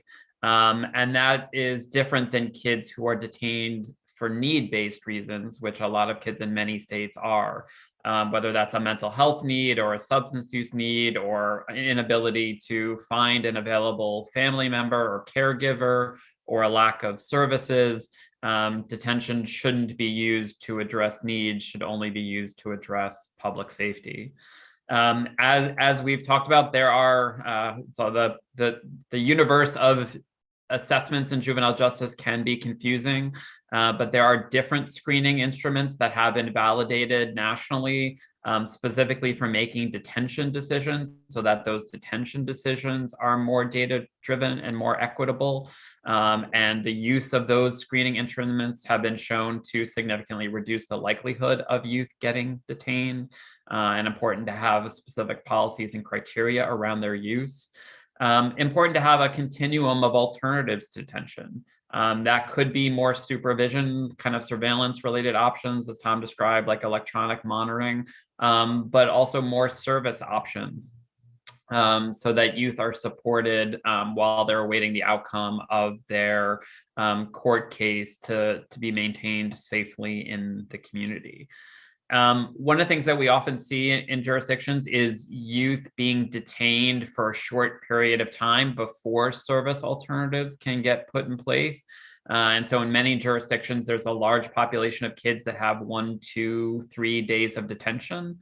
But we know that even a short stay in detention and in contact with kids in detention can result in trauma and other kinds of significant negative effects. And so the more that detention screenings and alternatives can be made prior to an initial detention decision, rather than having to wait for a detention court hearing, can help to minimize any kind of unnecessary contact in detention.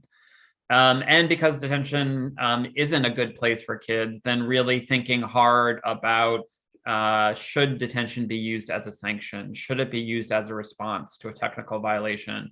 Should detention be a disposition and service option, even though most detention institutions are not set up for long-term care and services? And so what have other states done to try to think about having a statewide approach to detention? So a number of states, Kansas, Nebraska, states across the country, have really strengthened statutory language that restricts the use of detention for reasons other than public safety or flight risk, including statute expressly prohibiting youth from being detained for family-based reasons, behavioral health reasons, self-harm, or other kinds of protection reasons. Colorado, as an example, has a statewide system of local detention coordinators that conduct a statewide validated detention screening on all youth to help inform detention decisions. And a block grant is provided to judicial districts across the state, specifically directed around establishing a continuum of community-based detention alternatives. North Dakota is an example of a state that recently eliminated the use of detention as a response for any technical violation, and also that detention cannot be used as a disposition, while Maryland established a statewide system of incentives and graduated responses expressly designed to reduce the use of detention as a response to technical violations. A lot of kids are also detained because of a take into custody order or a warrant, often runaways or other youth who, again, it's not necessarily for a public safety reason, more for a protection reason. And so Connecticut is an example of a state that has established a formally family team meeting structure and safety planning meeting structure to try to serve as an alternative to youth automatically being detained on a warrant. And then Tom mentioned that there aren't a lot of limitations in statute or provisions around lengths of stay. Georgia, Mississippi, other states have placed specific time limits on the amount of time that youth can spend in detention, including the circumstance that Tom described. Right now in Michigan, youth may be awaiting a post-dispositional placement for weeks and months in detention, and other states have really restricted that length of time that youth can spend in detention. So again, some big picture questions for the task force to begin to consider when it comes to detention.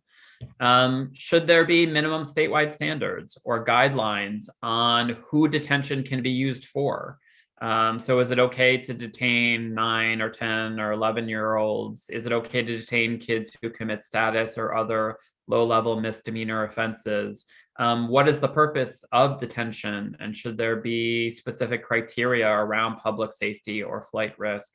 And what is the purpose of detention? Should detention be used as a response to technical violations, as a disposition? So really kind of a statewide vision for what's the purpose and the goal of placing youth in a secure detention facility.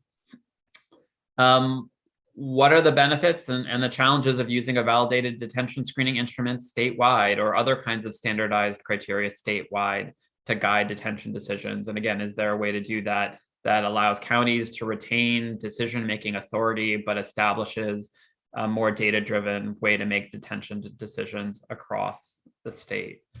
What kind of detention alternatives should exist? And there is some support at the state level for more rural counties or counties that don't have their own detention facility to have detention alternatives. But should there be a more formal statewide system around detention alternatives, and what sort of funding should support that? What kind of policies and what kind of data collection should be taking place around detention use and facilities? Tom mentioned certainly intent to have high standards across all types of detention facilities, but there are different standards and different oversight processes of court-operated versus county-operated detention facilities. And should there be distinctions, and who and how should the oversight of those detention facilities be provided? What, if any, limitations should exist on the length of time that youth spend in detention, whether that's pre-disposition or post-disposition? And what should happen while youth are in detention? Should there be a minimum set of screening and assessments, like mental health assessments, trauma assessments? Should there be a minimum expectation around services, around educational activities, so that if youth are spending a significant amount of time in detention, they're not really falling behind in their education? That should be offered to all youth who are detained. So again, just some initial big picture questions. Before I turn to Elvin to share a little bit about Berrien County's experience, questions, reactions about some of those big picture questions? I see there's a question in the chat. I guess there's a question and a comment. So Janine mentioned, yes, the infamous case of Grace, and that Grace was detained basically because of a technical violation. And so I think it's important to that there might have been other sort of complicated reasons behind that case, and not to say that that happens in a very common way, but I think it does illustrate one of the big picture questions, which is detention an appropriate response to technical violations? So Tom mentioned kids who commit status offenses can't be detained unless they commit a technical violation. A number of states have said kids who commit status offenses shouldn't be detained under any circumstances. And that can be sort of a controversial decision, but it's an area that a lot of states have moved towards to really try to limit the use of detention. And then there's a question about best practices around alternatives to detention when there is service kind of needs or family needs. And so just to give examples of how other states have tried to address those issues, for example, we did work with Colorado around this issue, and they created a statewide kinship care process. Because kids are often detained because a caregiver can't be found right away, or there isn't an alternative caregiver identified. And so requiring that kinship care is an alternative to kids being detained, to be doing safety planning and family resource planning upfront, to identify alternatives, the availability of non-secure respite, of non-secure shelter care.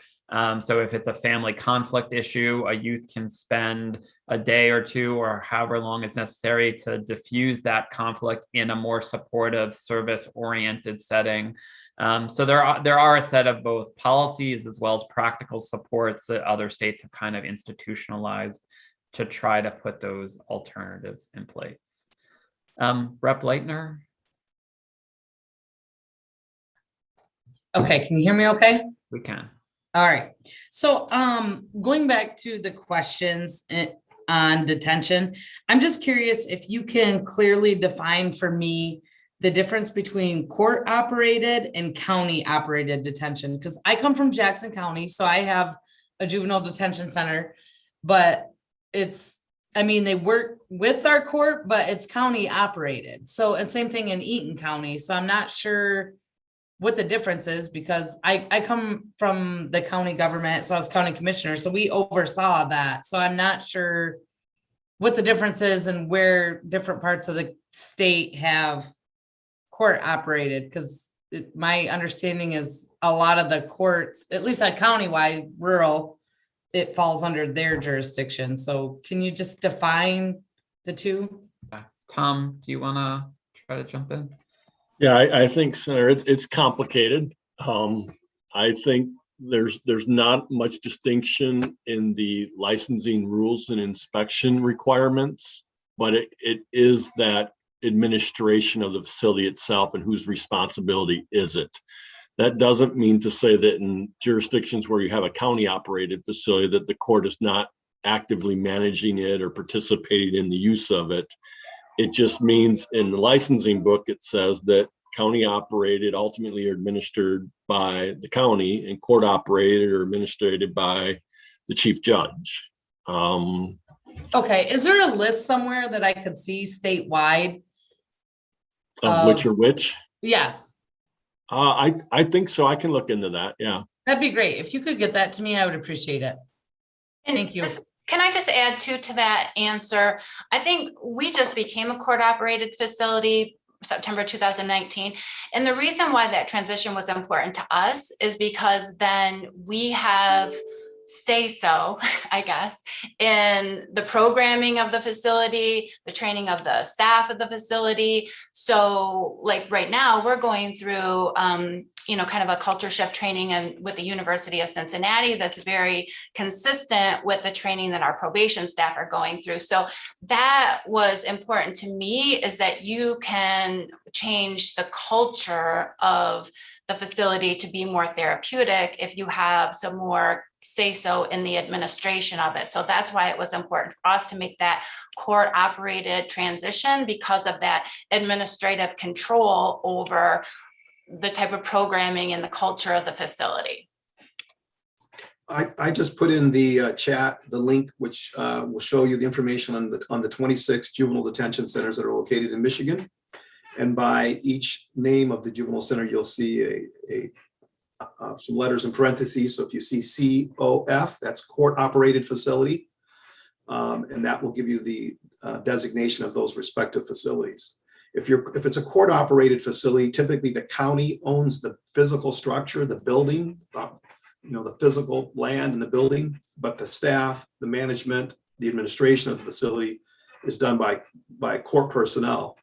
And so in Berrien County, for example, we have a 42-bed facility. The building, the grounds where the building is located is owned by the county, but all of the staff who work here, all the programmings that are designed and implemented here and administered here are all considered court employees. So it's a court-operated facility with our policies and procedures that are in place in our facility. The court-operated facilities are inspected by DHHS, by the Bureau of Child Welfare Licensing, Child Care Licensing, but the building is operated by the court. I would also say that Midland has a court-operated detention facility as well. And I think Rhonda and Elvin have done a great job on describing the difference. I mean, the county, I go to the County Board of Commissioners for the funding for not only the facility, they underwrite that, if you will, the taxpayers do, but by way of programming, the court is able to do that and be able to do it in real time on issues that come up. One of the good examples is trauma-informed therapy, and to be able to use research that comes out that makes a difference for juveniles And to be able to implement that in the detention facility is huge, in my opinion, huge advantage in being able to implement practices that lead to rehabilitation and working with local services as opposed to relying on detention. To that end, Elvin, do you want to talk a little bit more about your efforts in Berrien County? Okay, yes, thank you.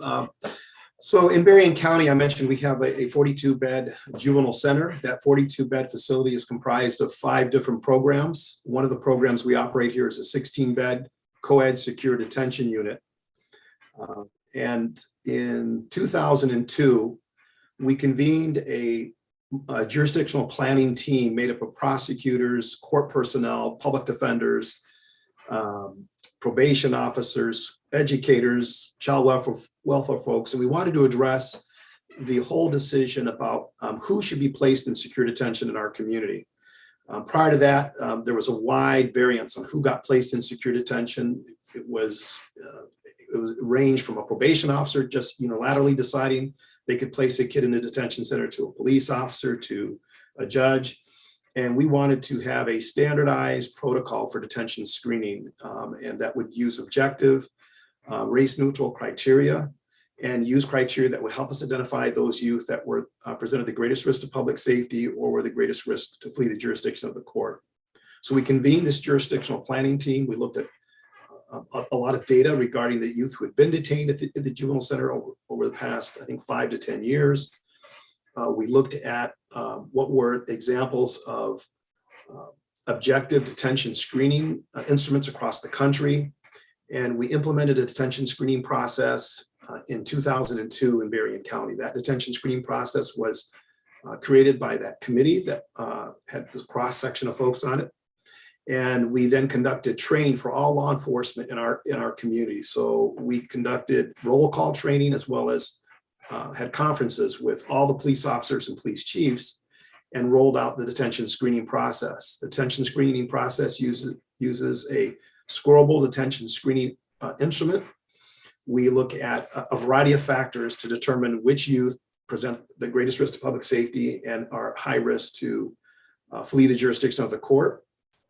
Some of the factors that we gather information on and look at include obviously the nature of the current offense for which the youth is charged, prior criminal history, date of last charged offense, failure to appear risk, which is a number of variables under the failure to appear risk, J5 or warrant history, current legal status, aggravating factors, mitigating factors. And we've created basically a scorable detention screening instrument. So the way that the instrument works is the juvenile center supervisory team is trained on how to administer this instrument. Law enforcement calls us any time of the day or night when they have a youth they want to lodge in our facility. Typically when law enforcement's calling, the youth is under arrest for some offense. We administer the detention screening protocol. If a youth scores 12 or more points under detention screening protocol, we accept that kid into detention. If they score between 7 to 11 points under detention screening instrument, that youth is referred and linked with alternatives to detention. And I'll speak a little bit more about what those are. And if a youth scores under 6 points or less, they are not referred to, they are not admitted into our secure detention unit. And we direct the police officer to refer their case to the prosecutor through the normal process. And that really helps us differentiate which kids really require to be in secure detention. One thing that I would share with this group is we shifted our thinking about detention. Instead of viewing detention as a physical place, it was actually a continuum of options. Think of it as a continuum of options. So you have on the extreme end, the most expensive, hardware secure, expensive, restrictive option is locked secure detention. But we believed in our work group believed that we could create a continuum of options, which would include secure detention, very robust electronic monitoring detention options, shelter care options, home detention. And so we actually fleshed those out and expanded our use of use of electronic monitoring, and we have various levels of electronic monitoring. There's the technology in electronic monitoring has significantly evolved over the years, and so we have electronic monitoring technology that allows us to put an anklet on a youth that we can actually call that youth to their anklet and speak to that youth directly right from their anklet. It has a 95 decibel siren built into the anklet. It has active GPS, so we can track that youth at any time and know exactly where they're at. And we have different tiers of that tether that we've added to our continuum. And then as far as the shelter care options, as Judge Allen was saying, we're licensed as a child placing.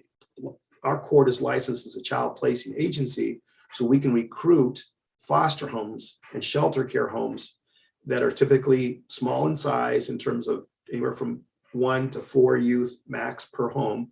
And we can use those as short-term shelter homes for those youth that might hit that 7 to 11 point category.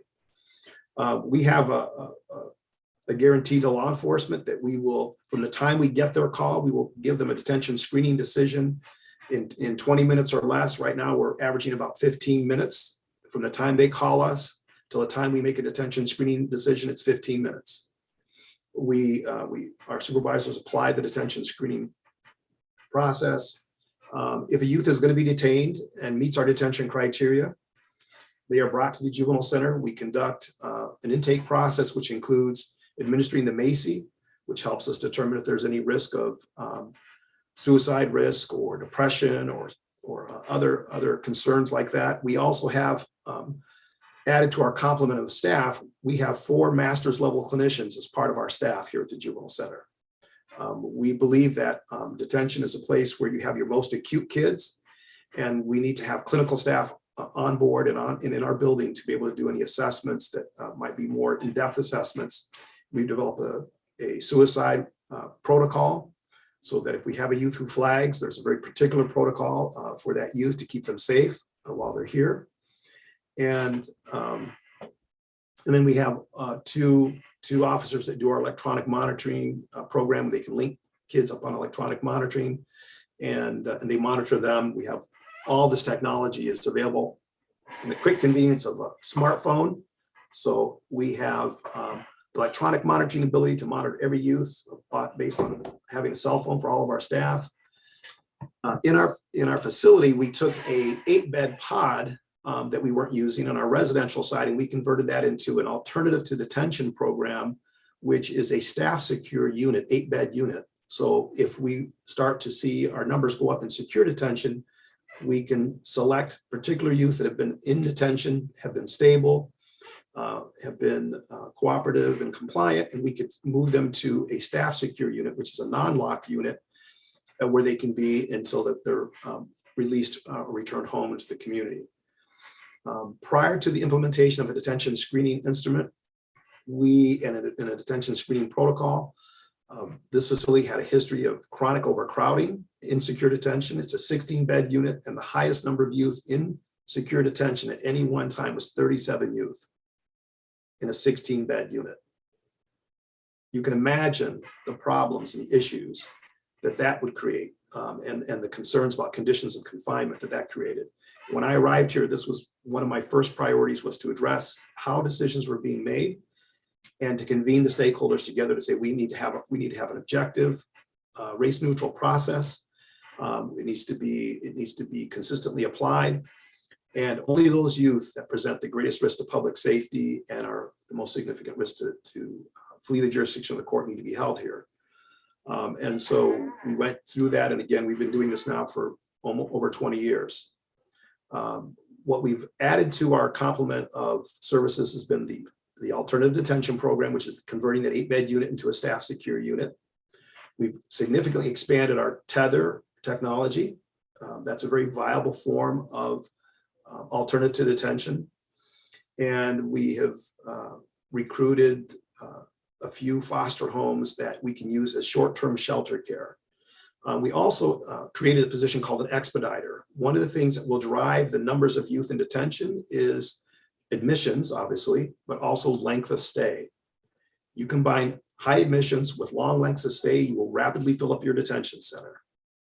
And so it was really important for us to make sure that court processing was happening efficiently. We did an analysis of how long kids were staying in detention. What we found is a fair number of kids were staying in detention for exceedingly long periods of time because we were waiting to get assessments done, psychological assessments, psychosexual assessments. So we went to our providers, met with them and said, we need to address this and we need to have these assessments done within this particular time frame. And for those providers who were willing to do that, they worked with us. And for those providers who weren't willing to do that, we no longer use them as providers. We expanded the number of providers we have. So we, instead of going to sole source provider for these evaluations, we had a larger pool of providers that could get these assessments completed. Other issues that we saw that were contributing to kids spending long periods of time in detention, this is one that Tom just spoke to. This is a reality for us now. There's a current backlog of kids waiting to go to out-of-county placement, residential treatment. And right now, across the state, just in the last 2 years, there's been over a 500 bed reduction in the number of available residential treatment beds in the state of Michigan. Over 500 beds. This has happened as a result of the closure of some facilities due to licensing violations or concerns about the conditions of care in those facilities. But the net result is over 500 less beds in Michigan. Obviously, COVID-19 has had a significant impact on congregate care facilities as far as staffing, reductions in capacity to allow for proper social distancing. And so we have kids that are waiting in detention who've been ordered by the court to go to a treatment program to receive appropriate treatment, who are sitting in detention, waiting to go to detention. Some youth have been waiting for over 4 months to go to a residential treatment program. And these are residential treatment programs that have 8 to 10 people on a waiting list, youth on a waiting list. And this is not a unique circumstance to us here in Varian County. I would venture to say most of the courts in Michigan that have youth that they're attempting to find residential placement for are being faced with this barrier of kids languishing in detention. Now, we have clinical staff here who do provide treatment services for the youth that are here in our detention unit. We actually were one of the first detention centers in Michigan to provide therapeutic treatment services as part of the curriculum of what's offered here. So youth get schooled by special ed qualified teachers, they receive medical services, they receive therapeutic services, but we're not designed to be a long-term residential treatment center in a secure detention unit. Staff have frequently referred to our detention unit as an acute psychiatric unit. The number of youth that we are seeing in our detention center who are presenting with significant psychiatric and mental health issues is alarming. Over 75% of the youth that we have in our detention unit are on prescribed medication. When we look at the data on the kids who have the most significant challenges behaviorally and emotionally in detention centers, those are the kids that are our psychiatrically impaired kids. And to be in an environment that is not designed to be, a long-term therapeutic environment, secure detention should really be short-term holding. It is very detrimental, in my opinion, to have those kids sitting in detention centers rather than being in the appropriate treatment setting they need to be. But it also has put a significant demand on knowledge, skill, and ability level of the staff we hire. We raised the criteria for the staff we hired because we needed staff that had the training, the experience, the education to work with kids who are psychiatrically impaired, who have significant substance abuse disorders. And so 20 years ago, it might have been fine to hire somebody who had a high school education, but today you almost need to be a mental health tech, a mental health clinician to work in a juvenile detention center. So if you operate a juvenile detention center, if you use a juvenile detention center, there's one letter that just jumps out for me, and it's the letter L. It stands for liability. Every day, 24 hours a day, 365 days a year, we are managing risk and liability in juvenile detention centers across the state of Michigan. And for me, it's important that the use of detention, whether it's secure detention, alternatives detention, be appropriately matched with those youth who need and qualify for that level of service, and not be used to punish kids that we're not happy with. or to put kids that we're trying to protect and put them in environments where we're having kids that are high risk to reoffend and put low risk kids in there. So we look at this concept, you could be a low risk kid to criminally reoffend, and you could be a high needs kid who has a lot of needs. That's not the kid that should be in juvenile detention centers. And one of the things I'm struck with in our conversation this morning is this idea that the juvenile justice system has become the catcher behind the plate. We have to catch every ball thrown across the plate at it. And there are balls being thrown at the juvenile justice plate that are not our balls to catch. There are safety nets in our communities that have not effectively worked as the filters they are intended to be to keep kids out of the juvenile justice system that don't need to come into the juvenile justice system. There are families that are desperately seeking help and support who are not getting it in those systems that are structured and funded to do that in their communities. And those kids are ending up in our juvenile justice facilities sitting behind steel doors. And I think this is a great opportunity for Michigan to really look at its practices and to align our practices with what the research says works, what is best for kids and families, and it has a greater probability of reducing recidivism. I agree with Rhonda. Our job is to reduce recidivism. We're not interested in creating more victims in our communities. Nor should our system victimize the kids we are in charge with serving by not using research-based, evidence-based practices and policies and procedures. So prior to working here in this court, I worked 14 years in a court outside of Chicago in DuPage County. And that was in a time when the whole concept of research and treatment and working with juvenile offenders was just, when you talk to people who work in detention facilities, they'd laugh at you. They said, well, we're not about treatment. We're just making sure kids stay here and make sure they make their court date. We need to be about treatment and rehabilitation. Our goal is to keep juveniles out of the adult justice system. And so we have to work smarter. We have to use our funding, our staff, our resources, and our partners in smarter ways to do right by kids in the state. So that's what we've done in Berrien County. And it's our work in progress, and we're always looking to improve it and make sure that we're aligning with what the research says works. Thank you, Elvin. Really appreciate hearing about the great work that you all are doing and also some of the real challenges you're experiencing. Questions, comments, reactions from folks? There's obviously a lot there, a lot to this conversation about detention and what it's used for and what kind of guidelines and criteria should exist. Marlene? So you mentioned that you feel like there are some community safety nets that have failed. Can you be a little more specific and name what those might be? I mean, I think if we're going to talk about juvenile justice and think of a whole community sort of perspective, I just like to know from your perspective what you feel like the systems are that have failed. Well, the best way to answer that question, is it Marlene? Yeah, hi, Marlene, thanks for the question. I think the best way to answer that question is to really look at who's showing up in juvenile court. Look at the data.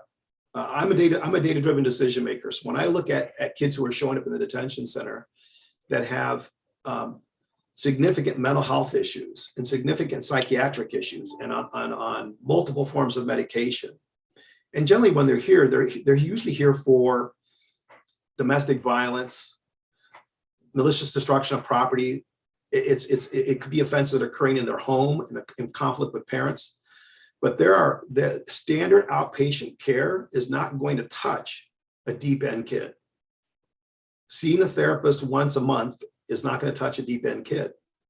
And so families, and my experience in working with the CMH systems, the community mental health systems, is some community mental health systems have very robust continuums of care. And they use good service matching to match kids at the appropriate level of care. What we're finding is kids who are not matched to the appropriate level of care are getting, and the parents are not necessarily being supported as effectively as they could. And so one of the things we did in my role here, I felt that I needed to move outside of the silo of the juvenile justice system and engage our community partners. So I went to the community mental health agency and the CEO, and I said, look, here's the data on the kids we see entering the juvenile justice system. Here's their ages, here's their offense types, here's their special ed, here's their diagnosis. I had pulled a large data set together. And I said, these are the youth that we need services for. And that CMH decided to invest in implementing evidence-based mental health and behavioral health programming, and actually went to a county where they had done this, where I worked in Illinois, in DuPage County, came back and implemented programs such as multisystemic therapy, MST, functional family therapy, FFT, brief strategic family therapy. These are all nationally recognized evidence-based programs that work with youth and families in the community, which are much more effective than outpatient therapy or a group therapy twice a week.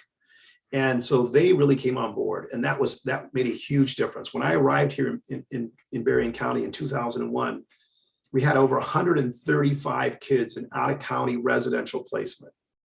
Average length of stay, 14 to 16 months. Average per diem was about $200 a day for each one of those kids. Today, we fast forward, we have less than 30 kids in out-of-home residential placement, down from 135. We have a whole array of evidence-based kind of best practice mental health therapeutic services that are available now by our CMH. Other systems that we see where there's challenges and maybe not the most effective interventions are the child welfare system. There's a whole category of youth called crossover kids. These are kids who start out in the child welfare system and cross over into the delinquency system. And when they cross over into our system, they end up frequently in detention centers or in placement.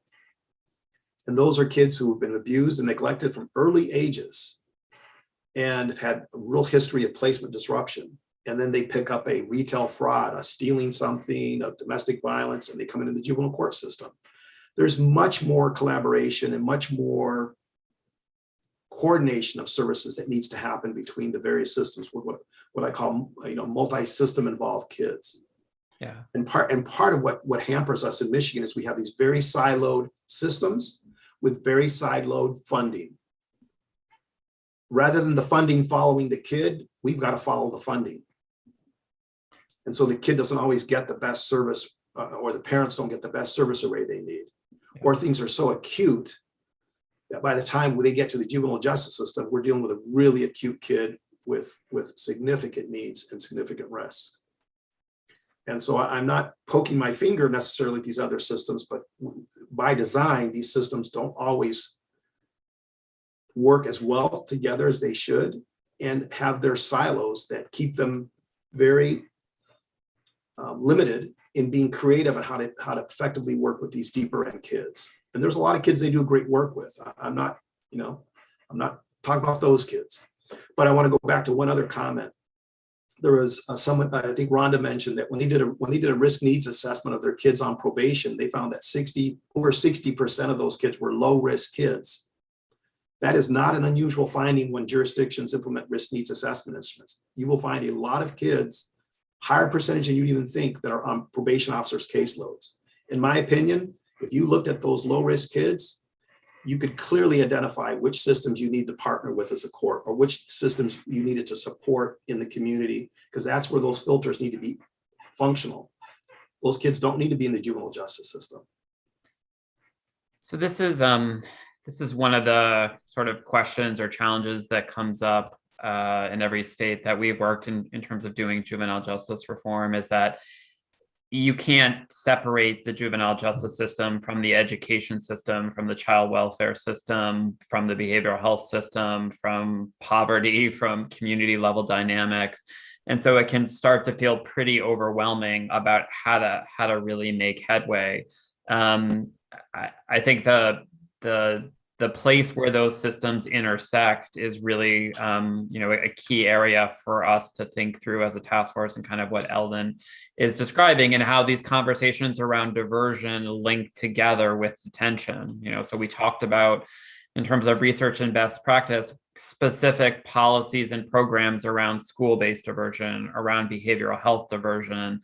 And where those policies or programs don't exist is where kids can get pulled into the juvenile justice system and even end up in detention, whether it's because of a pre-adjudication offense, a technical violation, but sort of a cascading series of negative consequences because some of those best practices weren't in place in the first place. And we'll be doing more of an assessment and we'll be sharing more best practices, but the challenge for this group will be to think about not how we can, solve every system or challenge in Michigan, but what are the statewide policies that should be in place, or what are the statewide programming or opportunities should be in place so that kids who have behavioral health needs but are low risk don't end up getting arrested or don't end up getting pulled into a detention center, or those kids who are maybe committing kind of low-level school-based behaviors, what responsibilities do schools have, and how to institute state policies and practices that support schools to deal with those behaviors. So very complicated and challenging issues, and we'll be providing more feedback from across the state, but also there are states that have established statewide diversion, whether it's diversion from the system or detention alternatives, to try to get systems to really collaborate and address some of these cross-system challenges.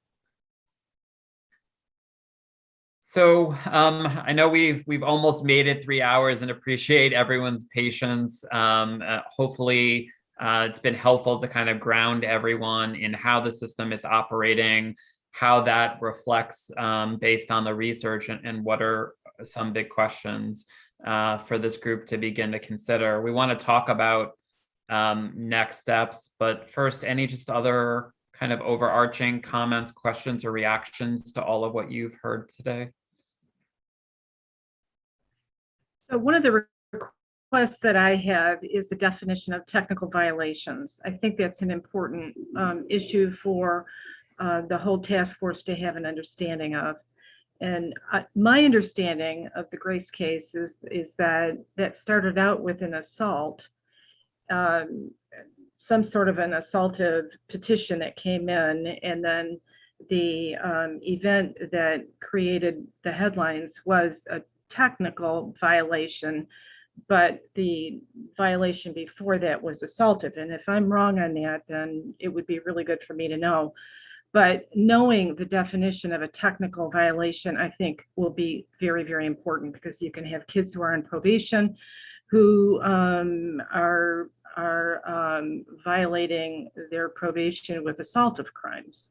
So getting that definition down, and maybe Tom or Alvin or Rhonda have some feedback on that, but they're not all bad, I guess, is my violations. Sometimes it's a community safety issue, and I think it's important that we understand that.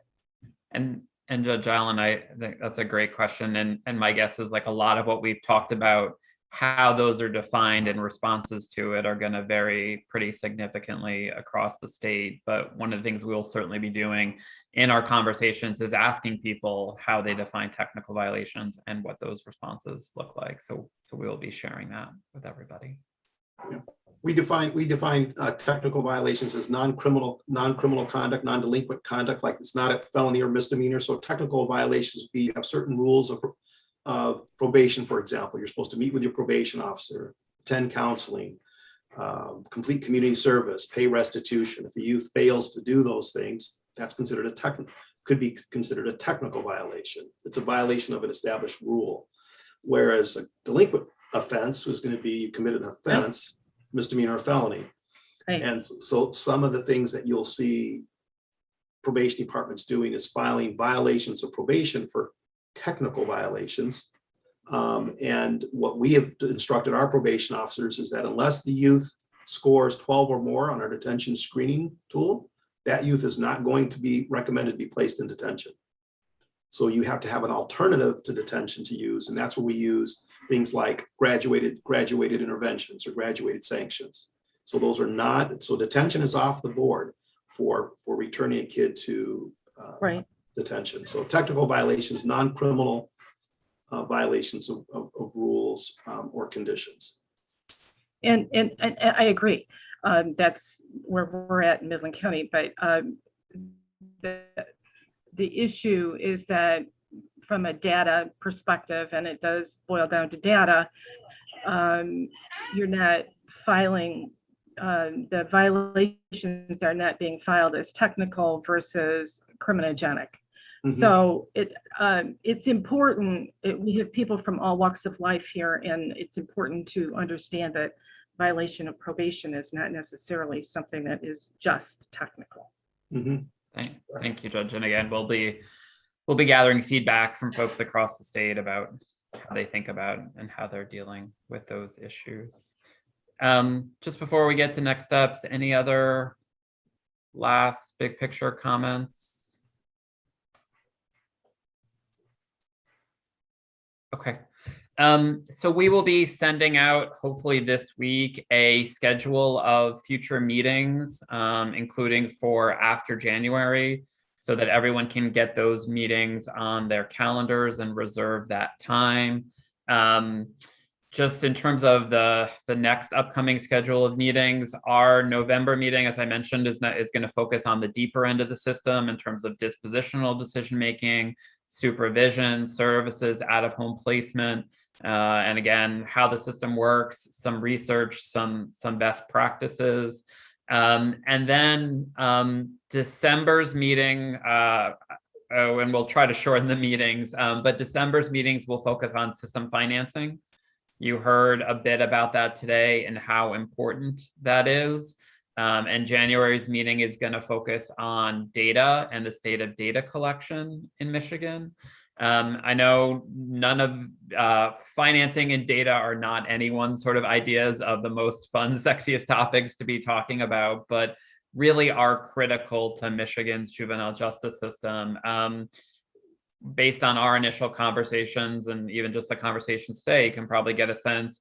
We don't think juvenile justice reform in Michigan is going to get too far without seriously looking at and potentially tackling some financing and funding changes. And so for the group to begin to think that through, and the data questions and concerns, again, you've heard that just on this meeting today, have been long-standing.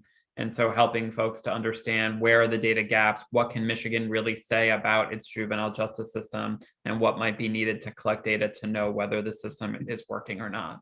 The other thing I want to make sure to mention about those two meetings is our hope is after that December meeting on financing and our January meeting on data is to actually begin to put together a working group on each of those topics. So a separate working group on financing and a separate working group on data, given that we already know that those are two priority areas for reform.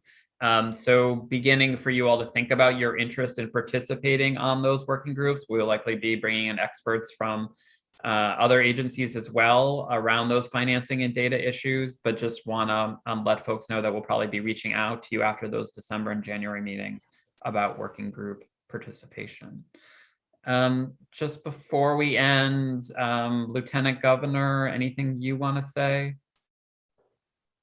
Yeah, I want to thank everyone for participating in today's meeting and sticking it through with us, all of our presenters, the CSG team, and everyone who's supporting the folks who've been part of this meeting. You know, I think that the questions that were asked today were really thoughtful, and they revealed the need for us to do this work of grounding one another in the current state of practice, in definitions of terms and concepts.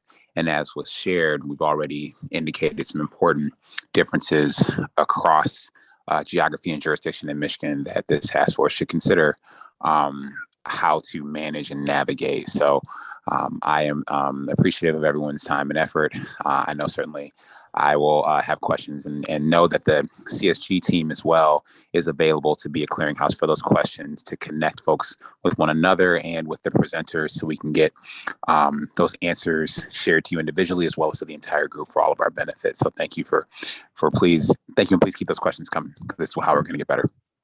Thank you, Lieutenant Governor, and echo my thanks to John, Cole, Tom, Rhonda, Elvin.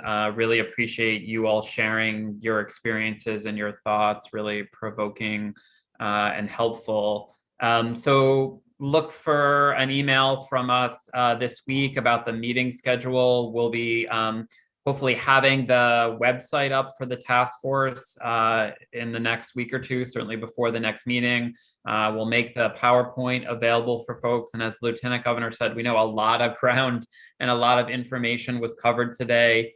We are finding for ourselves that Michigan's juvenile justice system is more complicated and intricate than a lot of states where we've worked. So please don't hesitate to reach out to us or Tom or others if you've got questions. Your engagement is what will make this work, really possible and help to shape outcomes for youth and families in Michigan. So thank you all for sticking with us, your time and commitment, and we look forward to more discussions to come. Thank you.